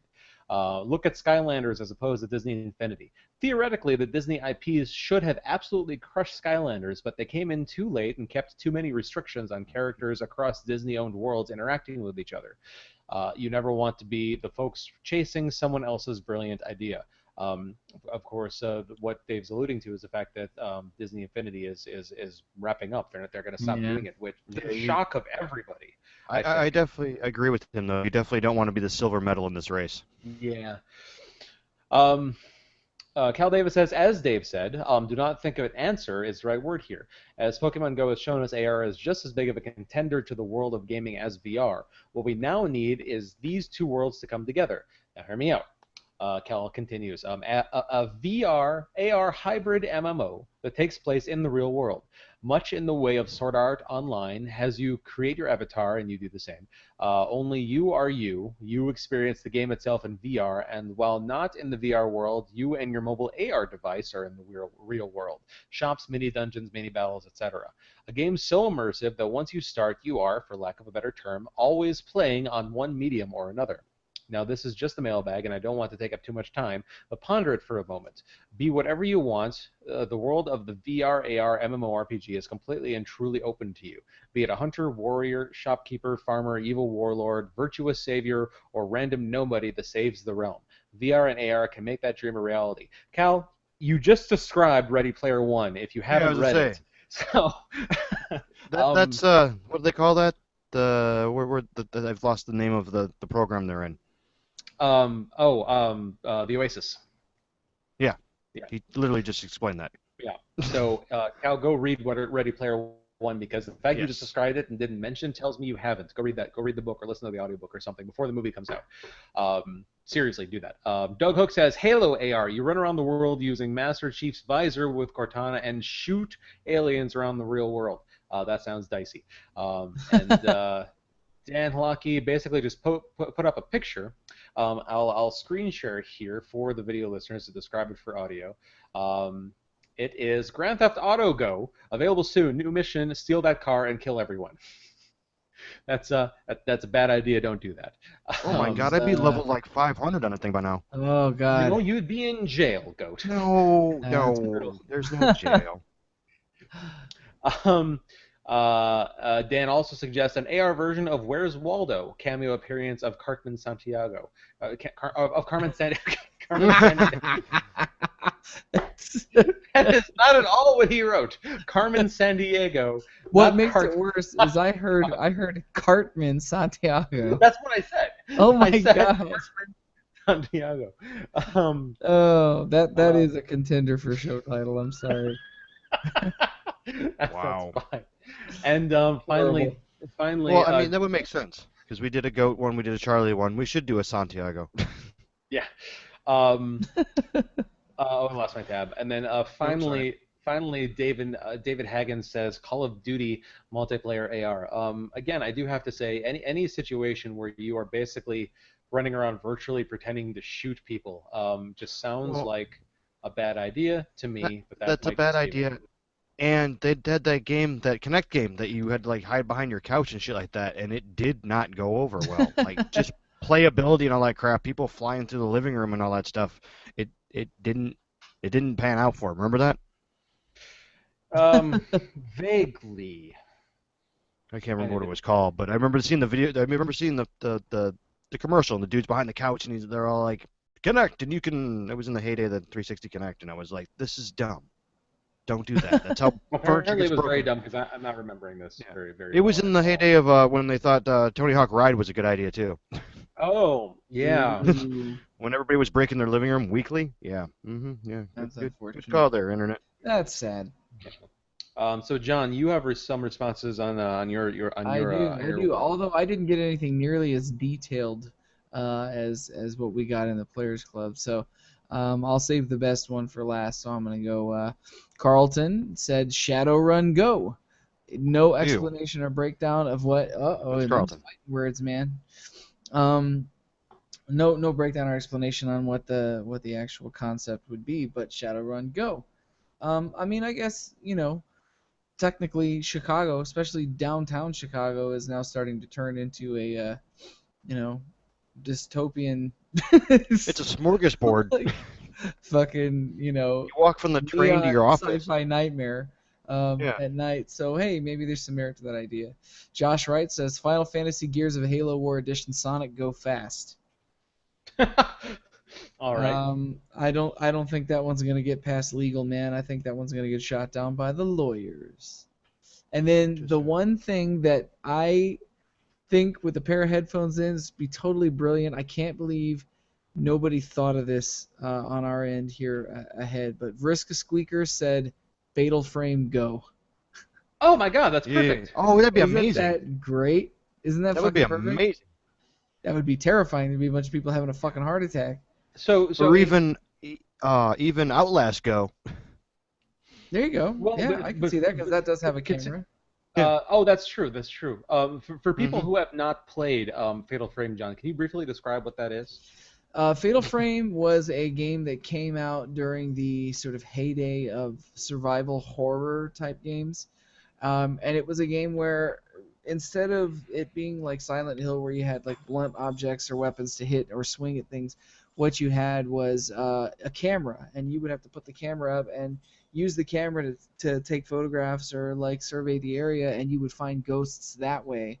And there was a whole Oh, yeah, it's story that perfect. tied into it. They were really good games, actually. They're Mhm. both, if you look for Fatal Frame 1 and 2, they're both physical copies of those games still sell for really good money because they're sort of like mild collector's items, I guess. I want Um, to say I played those on GameCube. I could be wrong though. I own a copy of each on Xbox, the original Xbox. Okay. Those were actually given to me by a friend. They just, I don't want these. You want them? I was like, these are worth some money, right? She was like, I don't care. So she gave them to me. Yeah, it was really nice. But It was definitely its own. It was a stand-apart game for the genre. It was a photography horror simulator. yeah, it was. It was. You had to find ghosts that way. It's cool. Perfect. Absolutely Oh, perfect. that'd be amazing. I'd play the shit out of that if it was Oh the yeah. Go version. Yeah, it'd be fucking terrifying, man. Standing somewhere in the dark at 2 a.m. playing that shit. Oh, can you imagine the three of us at the park by Charlie's house, just running Oh, yeah. aimlessly through Giant Park? Yeah, terrifying, man. I'd crap my pants. I'd play it. Yeah. Mhm. I would absolutely play that. That's everything I got for mailbag responses this week. All right. Well, I have two on the actual Gamerhead page because people like to split things up. Good for them. B Squad and fighting game aficionado and Evo competitor and attendee this year, Brian Lesser, said Sony's answer: go out and fight the minions, henchmen of various PS exclusive games, be it undead soldiers from God of War, or mercenaries / guards from Uncharted. So basically, he wants that. What is that? PlayStation Unlimited or whatever it was, Smash Brothers they put out. Oh yeah, which did so well. Yes. Let's see. It goes on. When you're in the radius of a fight, you'll get a notification as to where exactly it is. Other players in the area can join the fight, and all players involved gain experience in competing the fight. So he wants PlayStation Fight Club. All right. All right. PlayStation Fitting Fight for Club, the fighting okay. game. And then PlayStation Fight Club. I'm gonna butcher this. Sorry, Chris. Chris Berdohan. Berdohan? Yeah, let's go with Berdohan. Xbox would break it by trying to tie it down to Windows phones, but Sony couldn't have the publishing rights to a Skylanders version of Pokemon Go, maybe.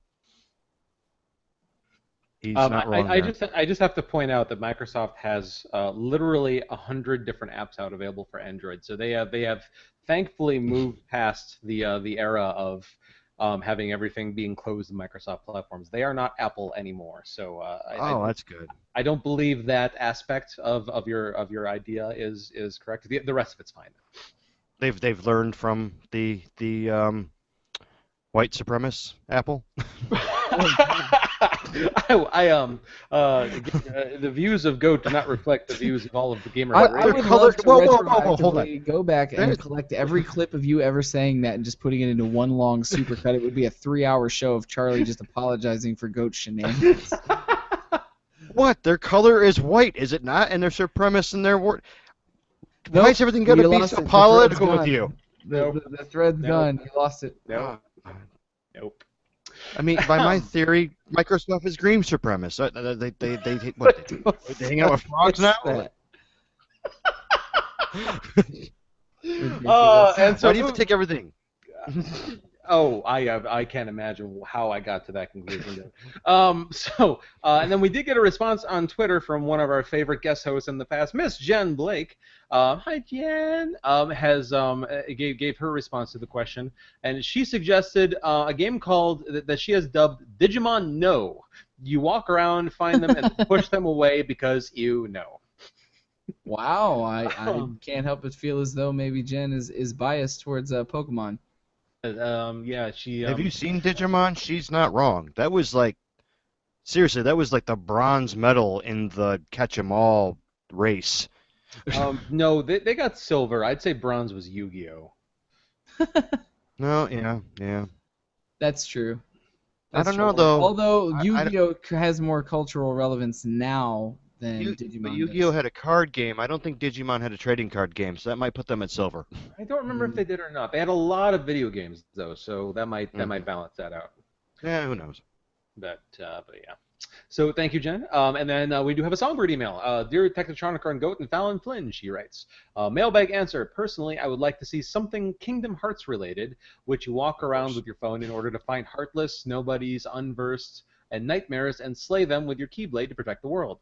As you're leveling up your Keyblade, you can also create Dream Eaters out of the drops you get from defeating enemies and use them to fight against your foes and play minigames. Side note, I just read an article with a person from Niantic mentioning that maybe they could do something Risk-related. That would be interesting. Oh man, you talk about gang activity there. Risk. Oh. Yeah. Oh, man. Yeah. She continues, have any of you guys tried the PlayStation VR yet? Certain Best Buys are having demos for it. I was able to experience it myself. While I had fun, there's one thing that kind of bothered me, and I don't know if maybe my headset wasn't on just right, or if it's how it's supposed to look, but it looked a little grainy to me. Like, it wasn't too blurry, but it didn't look as sharp as I expected it to be. John, did you happen to get to one of those demos, or Goat, did you? I completely forgot they were happening. No, I dropped. PlayStation ones, no. But Yeah. from what I understand, I think they're still there. The screen door effect is a fairly commonplace problem across all VR platforms, from what I've been told. So, based on what I think that Songbird is saying, realistically, that's one of the big improvements that a lot of the VR companies say that they plan to make in the next iterations of their headsets, is trying to reduce that screen door resolution on it, so that everything is more clear. And I just so you're aware, Songbird, that is a common problem across every platform that does VR, and it's something they say that they will be fixing at some point. First gen PlayStation VR, I don't know if Sony's going to do that, because I think they're just going to put out their one VR headset and that's that. But I know that the Rift and the Vive are supposed to see improvements during the ongoing course of their lives. So we'll see. Yeah. What Songbird could be referring to, which is what John is talking about with the screen door effect, is basically coming down to the technological limitation of that, the resolution of the screen that's like 2 inches away from your face. The screen. They weren't ready for that? No. The screen door effect is basically you can see the actual like black lines in between the pixels on the screen because it's that close to your face. The pixels aren't small enough and close enough together for you to not be able to see the division between them. So that's what the screen door effect is. The other thing that I think she might be referring to, and this is something that I've noticed with my Gear VR, which is a whole like different class of VR hardware. So I mean, like it's may not be the same, but I've noticed that in certain applications, when I swing my head around and look from side to side, it has like a ghosting blur effect just because of like the refresh of the screen. That also may be what she's referring to, just from reading her description again. It Yeah, it's hard to say because unfortunately none of us have tried it ourselves. We can't speak to it directly, but either one of those things are problems that are just natural from having a little tiny screen that close to your face. It's just and so like John said, they're working on it because it'll get corrected. It's going to be a minute. Yeah, everybody. And Songbird, we will definitely be working on fixing our error between the three of us, and at least one of us will get to a Best Buy soon. Here's hoping. Yeah. I definitely think all the companies see the writing on the wall in terms of the future of VR, so we're going to see a lot of technological progress in that area. I think with screens specifically made for that purpose, to get rid of some of those problems. But yeah. We're also in version 1. People are still stretching the minds and figuring out what they have to do. Yeah.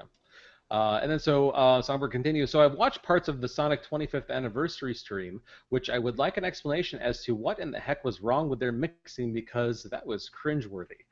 On top of that, why showed what Sonic characters look like if they were skinned and put on Hello Kitty characters? What? If you had owned a Hello Kitty suit up as a gaming character, who would it be? Additionally, on top of that, what are your feelings with all the cutesy figures like Pop, Dorbs, and etc.? I don't know what she's referring to here. We missed something. Yeah, Sonic 25th anniversary stream with their heads on top of Hello Kitty characters.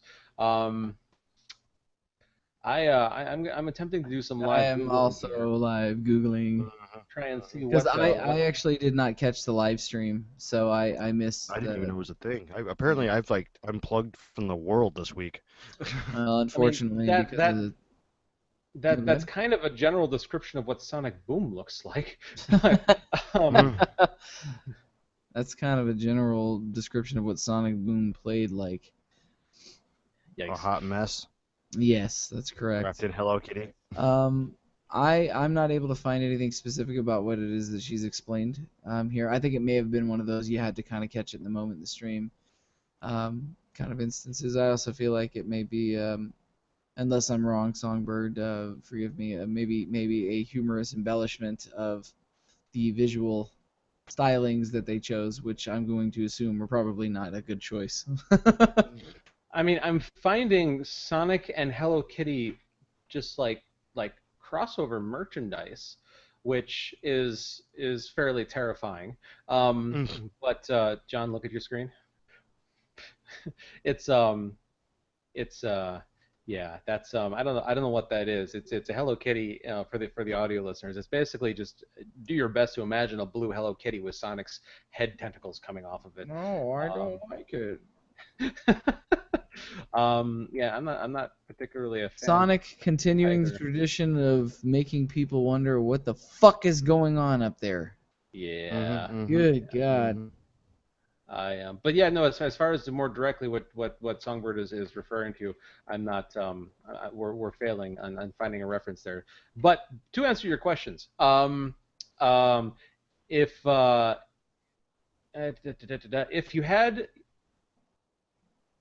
if you had owned a Hello Kitty suited up as a gaming character, who would it be? There's a typo there. I'm just trying to figure out what the typo is. If you had owned a Hello Kitty suited up as a gaming character, who would it be? What gaming character do you think would look either good or appropriately terrifying Hello Kitty-ized? What do you think there? Tingle. Well, he's halfway there. Tingle. All right. Okay. Or Marcus Phoenix. Make a Marcus Phoenix Hello Kitty. Oh my. My. Who else? So who do we want wrapped in Hello Kitty? Like I'm thinking like one of these giant, like oversized furry costumes. Mm, Just in general, Hello Kitty eyes. Um, so like in a different vein also because Hello Kitty is Hmm. also something of a fashion statement. I mean, like Hmm. if in certain circles, I mean, what I'm currently showing on my screen is another potential option, which is a very pink and sparkly Thor with pink bow I ties don't see anything different from the original movie outfit. yeah, yeah. that's good. Um, Yikes. Kratos. Oh, That that's perfect. would Um, be great. I'd like to see. Specifically, the new one with a giant beard. Yeah, yeah. yeah. I'd like to see Trevor from GTA 5. Oh God, that's perfect. He would probably voluntarily Mhm, deck out mhm, in the gear. mhm. I'm trying Yeah. to think of characters that are just an absolute contradiction of the concept. Kane from Legacy of Kane. Oh Yeah, yeah, yeah. yeah, perfect. Hmm. Um, you guys are thinking of all the great answers, and I can't think of one. I'm just gonna steal. I'm just gonna say I agree, and because I think Any Battletoad would be nice to see. Mm, yeah, yeah, yes, yeah. yes, yes. Yeah. All right. I think we've Yeah, I don't know. I think those are all pretty solid answers. Yeah. yeah, I think we've ran the litter box dry on this one. Yeah. Okay. Well, Songbird, thank you for your email as always. Sorry that we failed on catching your references yet again. Um, We've got to and start keeping up on the Nintendo side for Yeah. her. And She's on it. in addition, thank you to all of the people that responded to our mailbag question this week. Mhm. It's greatly appreciated to see so much interaction. You like us, you really like us. Anyways, John, what do you have coming up in the next um, in the next window of your life that you would like Did to you contribute? just have Did you just have a Rick moment? I did a little He bit. did. He did. He did. That was good. That was good. Nobody cares, Summer. What do I have coming up? By the way, can we take just a brief moment to talk about the fucking Rick and Morty VR game that was announced? Oh my god. Want to play? I Want to just play? I just want to play it so bad. I But just go I want you to need to go watch that video Charlie sent to us explaining shit from the show, which was amazing. Totally plausible. Anyways, um this coming week I am kind of preparing to get shit ready for school again. School's starting back up in like 3 weeks and a little over 3 weeks, and boring. God, I really don't want to fucking even do it, but I have to. So other than that, I'm really trying to take it easy this week. I had my folks here all last week, so this week is I think going to be devoted to a little bit of gaming and just hanging out with my wife, man. You know, didn't get to spend any time with her last week, so Nice. that's it for me. Mhm. Oh, and rewatching all of the Comic-Con trailers for all the fucking movies announced like 20 more times. That's what I'm going to do this week. I hate the DC movie version of Flash. I'm sorry. I am incredibly put off by what they showed in that extended trailer. Like I'm so attached to the CW. I'm sorry. I'm attached to the CW version. Everybody is feeling exactly like that. I'll tell you this. I am with you on that. I expected far worse than what we got in that trailer. The only reason I'm okay with it is because DC itself, as anybody who's watched Flash has learned, understands that DC operates on multiple parallels and universes, and this is just a Flash, not the Flash. So that's my take on it, I anyways. don't like I'm okay with him. He just doesn't look the part to me. I was fine with his acting. His suit looks okay. It looks very Injustice. Um, Yeah, yeah, a little to armored. kind of I'm hold. okay. Mhm. I reserve judgment for the completed film, but there's no way he will ever replace Grant Gustin in my mind as Barry Allen or the Flash. Yeah, That's just me. Anyways, it's not just you. Wonder Woman looked amazing, by the way. Yep, yep. Um, So tune into our sister show, Comic Head Radio. don't tempt me, goat. We're approaching just having Geekhead Radio. I mean, Yeah, just just all these offshoots we get on about. it's true. It's true. I don't Tangents. know. But something tells me our listeners will appreciate these conversations, anyways. Mhm. Yeah. So that's everything I got going on this week. then just keep it quiet, man. Have some variety to talk about what I played next week, I think. Goat. What? Oh, what am I doing? Yeah. Um, Or just anything on your roadmap that you want to share. there's stuff coming up. It's not official yet, so I'm not gonna talk about it. Mostly, probably just back to the old grind. Studio. No villains. I'm just gonna hermit out like I normally do. Nice. Good way to go. Back to basic goat. Sounds good. And then on my side of things, I'm just Ciderfest. It's any free time that I have is basically going to be putting into little bits of Ciderfest here and there to avoid the oh my god, it's a month before con, we have all this work to do. Guess what? I'm not getting more than 3 hours of sleep a night for the next month. I'm trying to avoid that. So, yeah. How's the plan going with that? You said you had like a fail-safe, fireproof plan. I don't think I quite put it that definitively, but it's so far it's going. Theoretically, fail-safe, fireproof. Sure, we'll go with that. Good. We've got our staff is basically put together. I've got a huge staff, which is Nobody good. wants to hear about your huge staff, sir. Keep it clean. I disagree. I could get Michelle up here. I definitely don't want her input on your huge staff. You opened this door, sir. It's your fault. So yeah, no, we've got a good staff. We're getting contracts signed and things arranged, like with our AV and stuff like that, which is ahead of the schedule that we've been on before. So we're ahead of we're definitely ahead of where we were this time last year, and the relative this time for Windy City. So far the plan is working. Yeah. So all things things are moving along. There are a few staff holes here and there that we need to fill. So if anybody does want to come to Ciderfest and can't necessarily afford a ticket, well, be on staff and you get it for free. Just give us a little bit of your time to help out with the con and make sure that things are running in our various departments. And the rest of the time, enjoy the con on us. It's a great way to go. But yeah, aside from that, just more of the same, pretty much. Pokemon going. I'll be doing some of that, as I believe we all will be. I think that's just been at least for the time being. Everybody in the United States has folded that into their to-do list during the day. John, you left us on a cliffhanger last week, by the way. Did Megan catch the Onyx? She did catch the Onyx. Oh, that's awesome. She did catch. I know every story deserves a happy ending. She did catch the Onyx. Yeah, we've been catching some mad shit right outside of our front door. We caught an Onyx. I caught a Magnemite out there the other day. Just like random ass shit that you wouldn't necessarily expect to see outside your front door. We catch. Out of context, I love this. Yes. We catch I catch probably 10 drowsies a day outside the front door of the house. Oh. Hypnos everywhere, regularly some Jigglypuffs out there, Golbats. What else?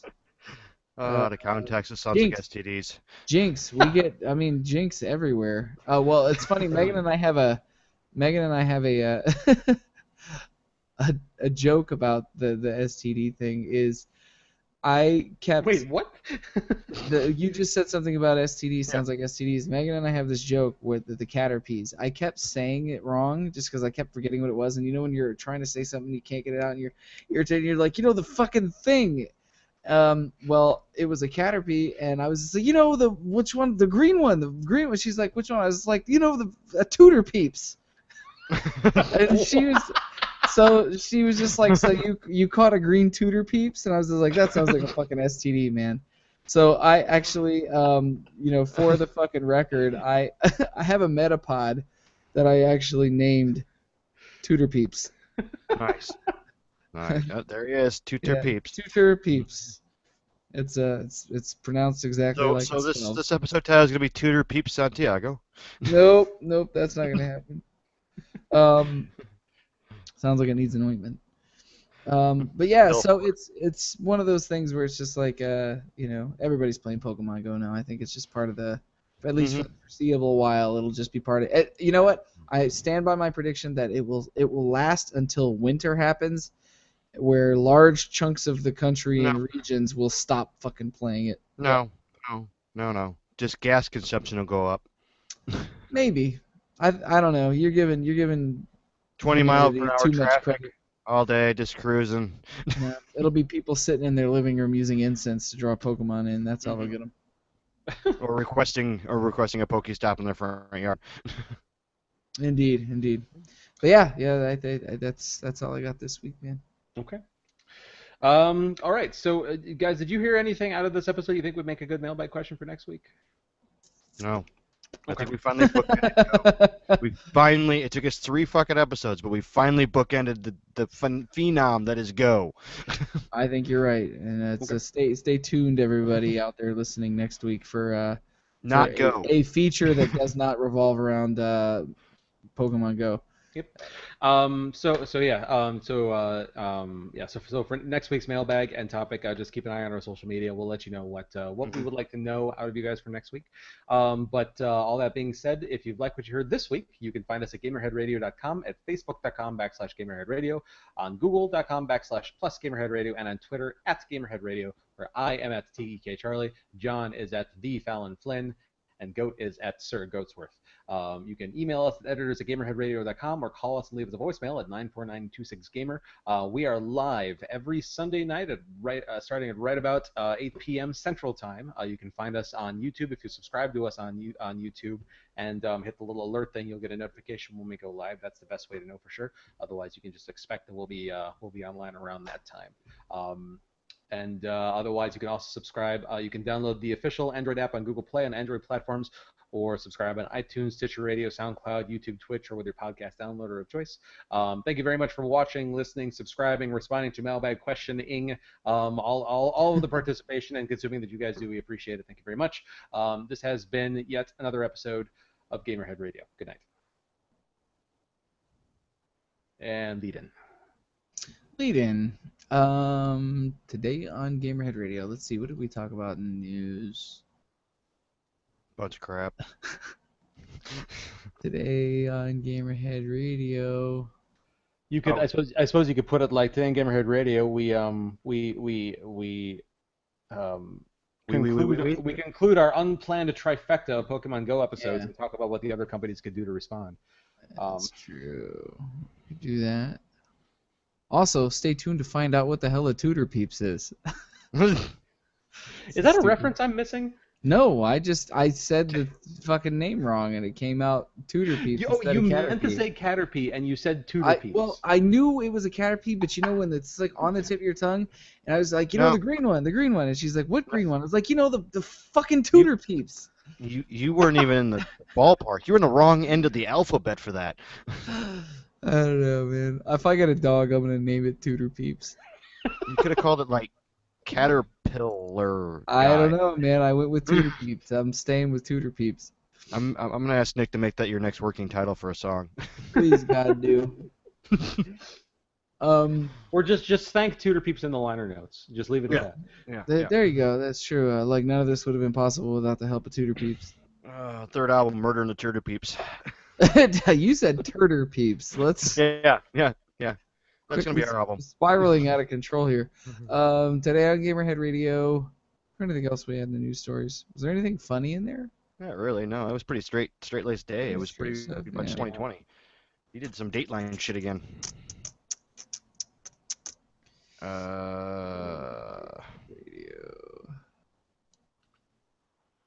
Go follow up. Did you ever watch Fight Club?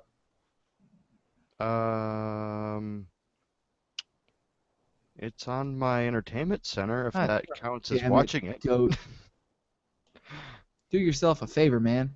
I've got a list of things. I just don't have time to watch movies or large objects. Besides, BoJack Horseman season 3 came out. That's far more important. You were going to say Boba Jack Horseman. Yes, that's a different thing. Making shit up all over the place. Yeah, that's just Star Wars porn. Nothing big. And speaking of things you guys should have watched if you haven't, have you guys watched Don't Hold Me, I'm Scared? Or Don't Hug Me, I'm Scared? No. That sounds dumb. Why would I watch that? The title sounds stupid. No. It's like Afraid of the Dark. Or Are You Afraid of the Dark? No. I did watch that Roadies thing. How is that? It's good for you, Charlie. It's what you think the road is. The the reality of the matter is these people eat a whole fucking bunch of times, and they have a lot of downtime, like a stupid amount of downtime. Like 40 minutes of the show is downtime. I'm like, you don't rig in 10 minutes. Amazing. Yeah. You might be right, Charlie. We might play it straight on that intro just to close out this little trilogy. So We might as well. I mean, there's really nothing there. I mean, we might as well just go today on Gamerhead Radio. What is Microsoft and Sony gonna do?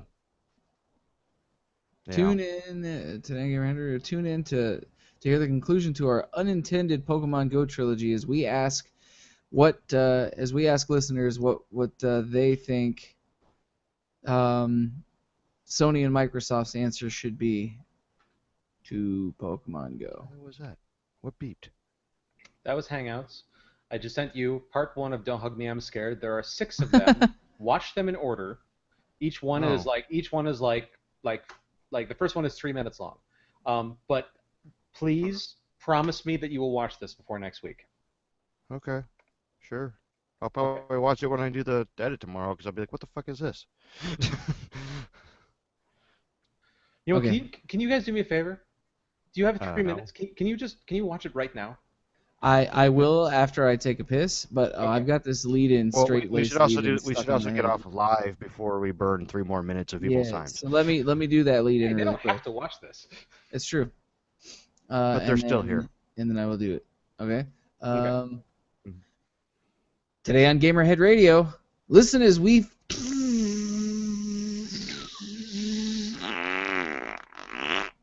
Tooter Peeps. Gamerhead Radio starts now. Okay, Lead it. I almost gotta feel like you should just use that. That's Go. it. That's the intro.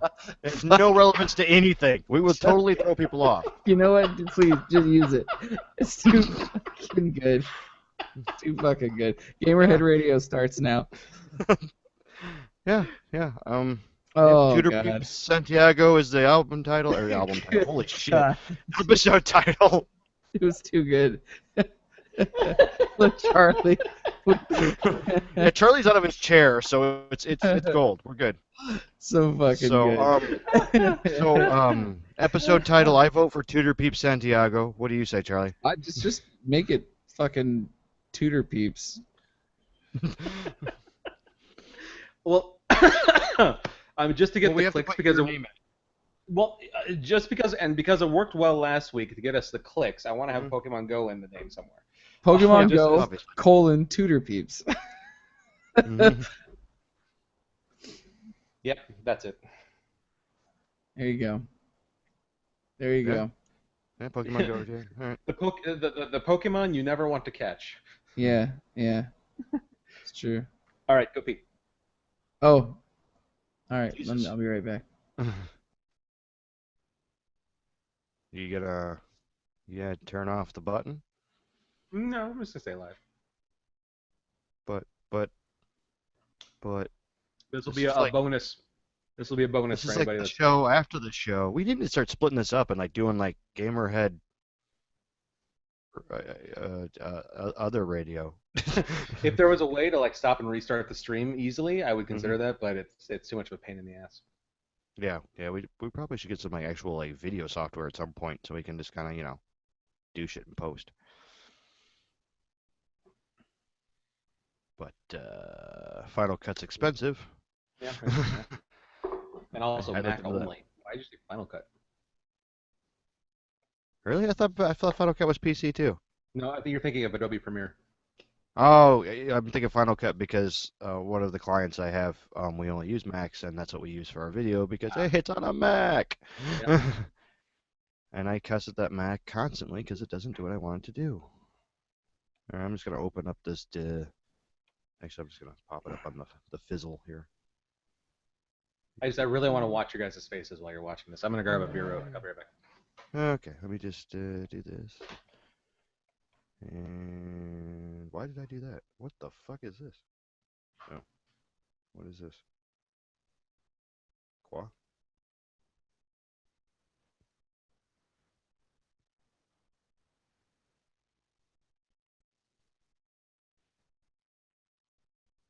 Oh, hey. There's 2 people watching this. I'm sorry you got left with me.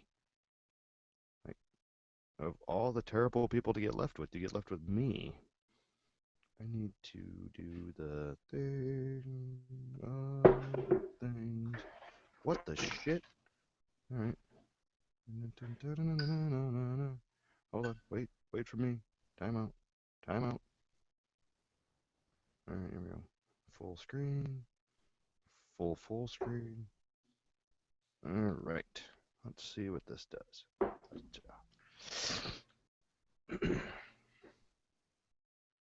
Don't hug me, I'm scared. 37 million people have seen this thing? Holy fuck. Yeah. So it's a thing. It's clearly kind a thing. It's kind of a thing. Kind of a thing. Well, They're like in Bieber numbers. I've probably watched it 10 times myself, so.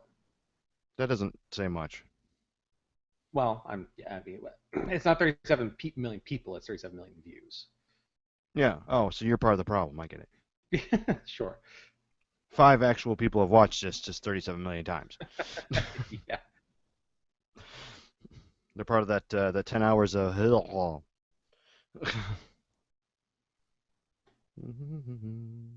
I supposed to wait for John on this, or can I? Yeah, we'll wait for him to get back. Oh, Jesus Christ! It's gonna be 6-7 hours. We'll all watch it together here. Yeah. For the 2 people that are still watching the stream, hi. And if you want to watch along with us, just go to YouTube and just search for "Don't Hug Me, I'm Scared." There's a channel of the same name, and there are 6 parts of it. Just find the first one. It's like 3 minutes and 24 seconds long, I think. Yeah, 3:24. And just get it up and pause, and you can watch along with us here. John, let me know when you've got the video up in full screen, and then we'll all hit play at the same time. Hold on. Where did you send it to? In the Hangout. Or you can just go to YouTube and just search "Don't Hug Me, I'm Scared." Don't hug me, I'm scared. Oh wait, you want this on my computer, or because I have it on my phone? I don't care what you're watching it on. Yeah, okay. Just as long as you can see and hear it. My internet's a little. I'm assuming you want me to go to episode number 1. Yeah, it's 3 minutes and 24 seconds long. Mm-hmm. Much like a male penis. Hey, what? What? Oh no, the average is like 4, I think. I don't know. As opposed to a female penis? Like. Yeah, they can have them. In this day and age, you can be whatever you want, Charlie. The sky's the limit. You know what? That's fair. Let me pop the audio here. You can be half bird for all I care. Whatever. Sew some wings on it. I'm ready to go. All right, and 1, 2, 3, play. Uh-huh. Oh, it's claymation. All right. All right, that looks clay. June 19th, is that relevant? Keep watching. I'm waiting for Wallace and Gromit to pop up, but I don't think that's going to happen. Oh, I've seen this. What's your favorite idea? I have not. Mine is being creative. Like a year ago, I brought one of these episodes up. I just tried to think creatively. Now, when you look at this orange, tell me please, what do you see? It's just a boring old orange. Maybe to you, but not to me. I see a silly face walking along and smiling at me. I don't see what you mean. Because you're not thinking creatively. Shit. Look at my hair. I use my hair to express myself. I use my hair to express myself. Now, when you stare at the clouds in the sky, don't you find it exciting? Come on, take another look. I can see a hair. I can see a cat. I can see a man with a baseball bat. Whoa, where's this going? Think you're getting the hang of it now, using your mind to have a good time. I might paint a picture of a clown. Oh, well, there, friend, you might need to slow down.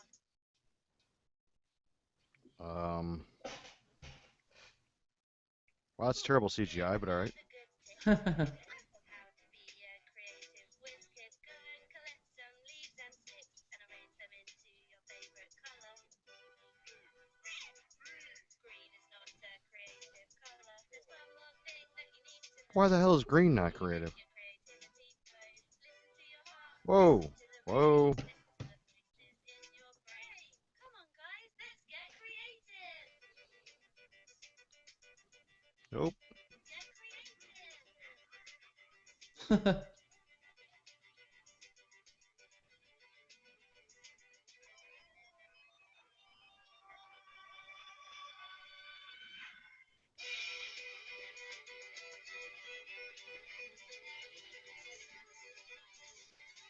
Okay.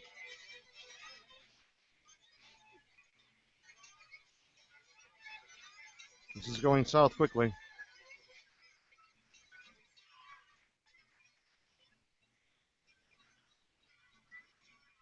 Oh, Jesus Christ, Charlie. Now let's all agree to never be creative again. Aha. So, whoop. The mouthful's peeing. That was fucking Yeah, disturbing, Charlie. I've seen one of these. So hopefully, hopefully I've piqued your interest. So now go watch at some point watch the other 5 episodes in order, and after you've done so, I can point you to some of the better analysis videos that I've come across to kind of explain like what they all the ones that I've seen basically agree on the same themes. It's just that some of them are better at like at summing it up. But I'm just interested to know what Oh, you yeah. guys think. I seen episode 4 a while back, and you tried to explain this to me. Okay. Like a But, while back. I'll watch them again though, because they seem like really bad drug usage. Yeah, but especially, but with how June 19th, you asked if that was relevant. The final episode 6, came out just this past June 19th, and So so Father's Day. yes, as a matter of fact. Mhm. So yeah, I will leave you to watching the rest on your Crazy. own. I hope you do, and let me know what you think. I will absolutely watch the rest of these. How fucking It seems like something I disturbing. can get into. Crazy. Crazy strange. Really well made for being insane. Yeah. Mhm. All right. So for the nobody else is watching, so I don't have anybody to say goodnight to, but I'm going to say goodnight anyways.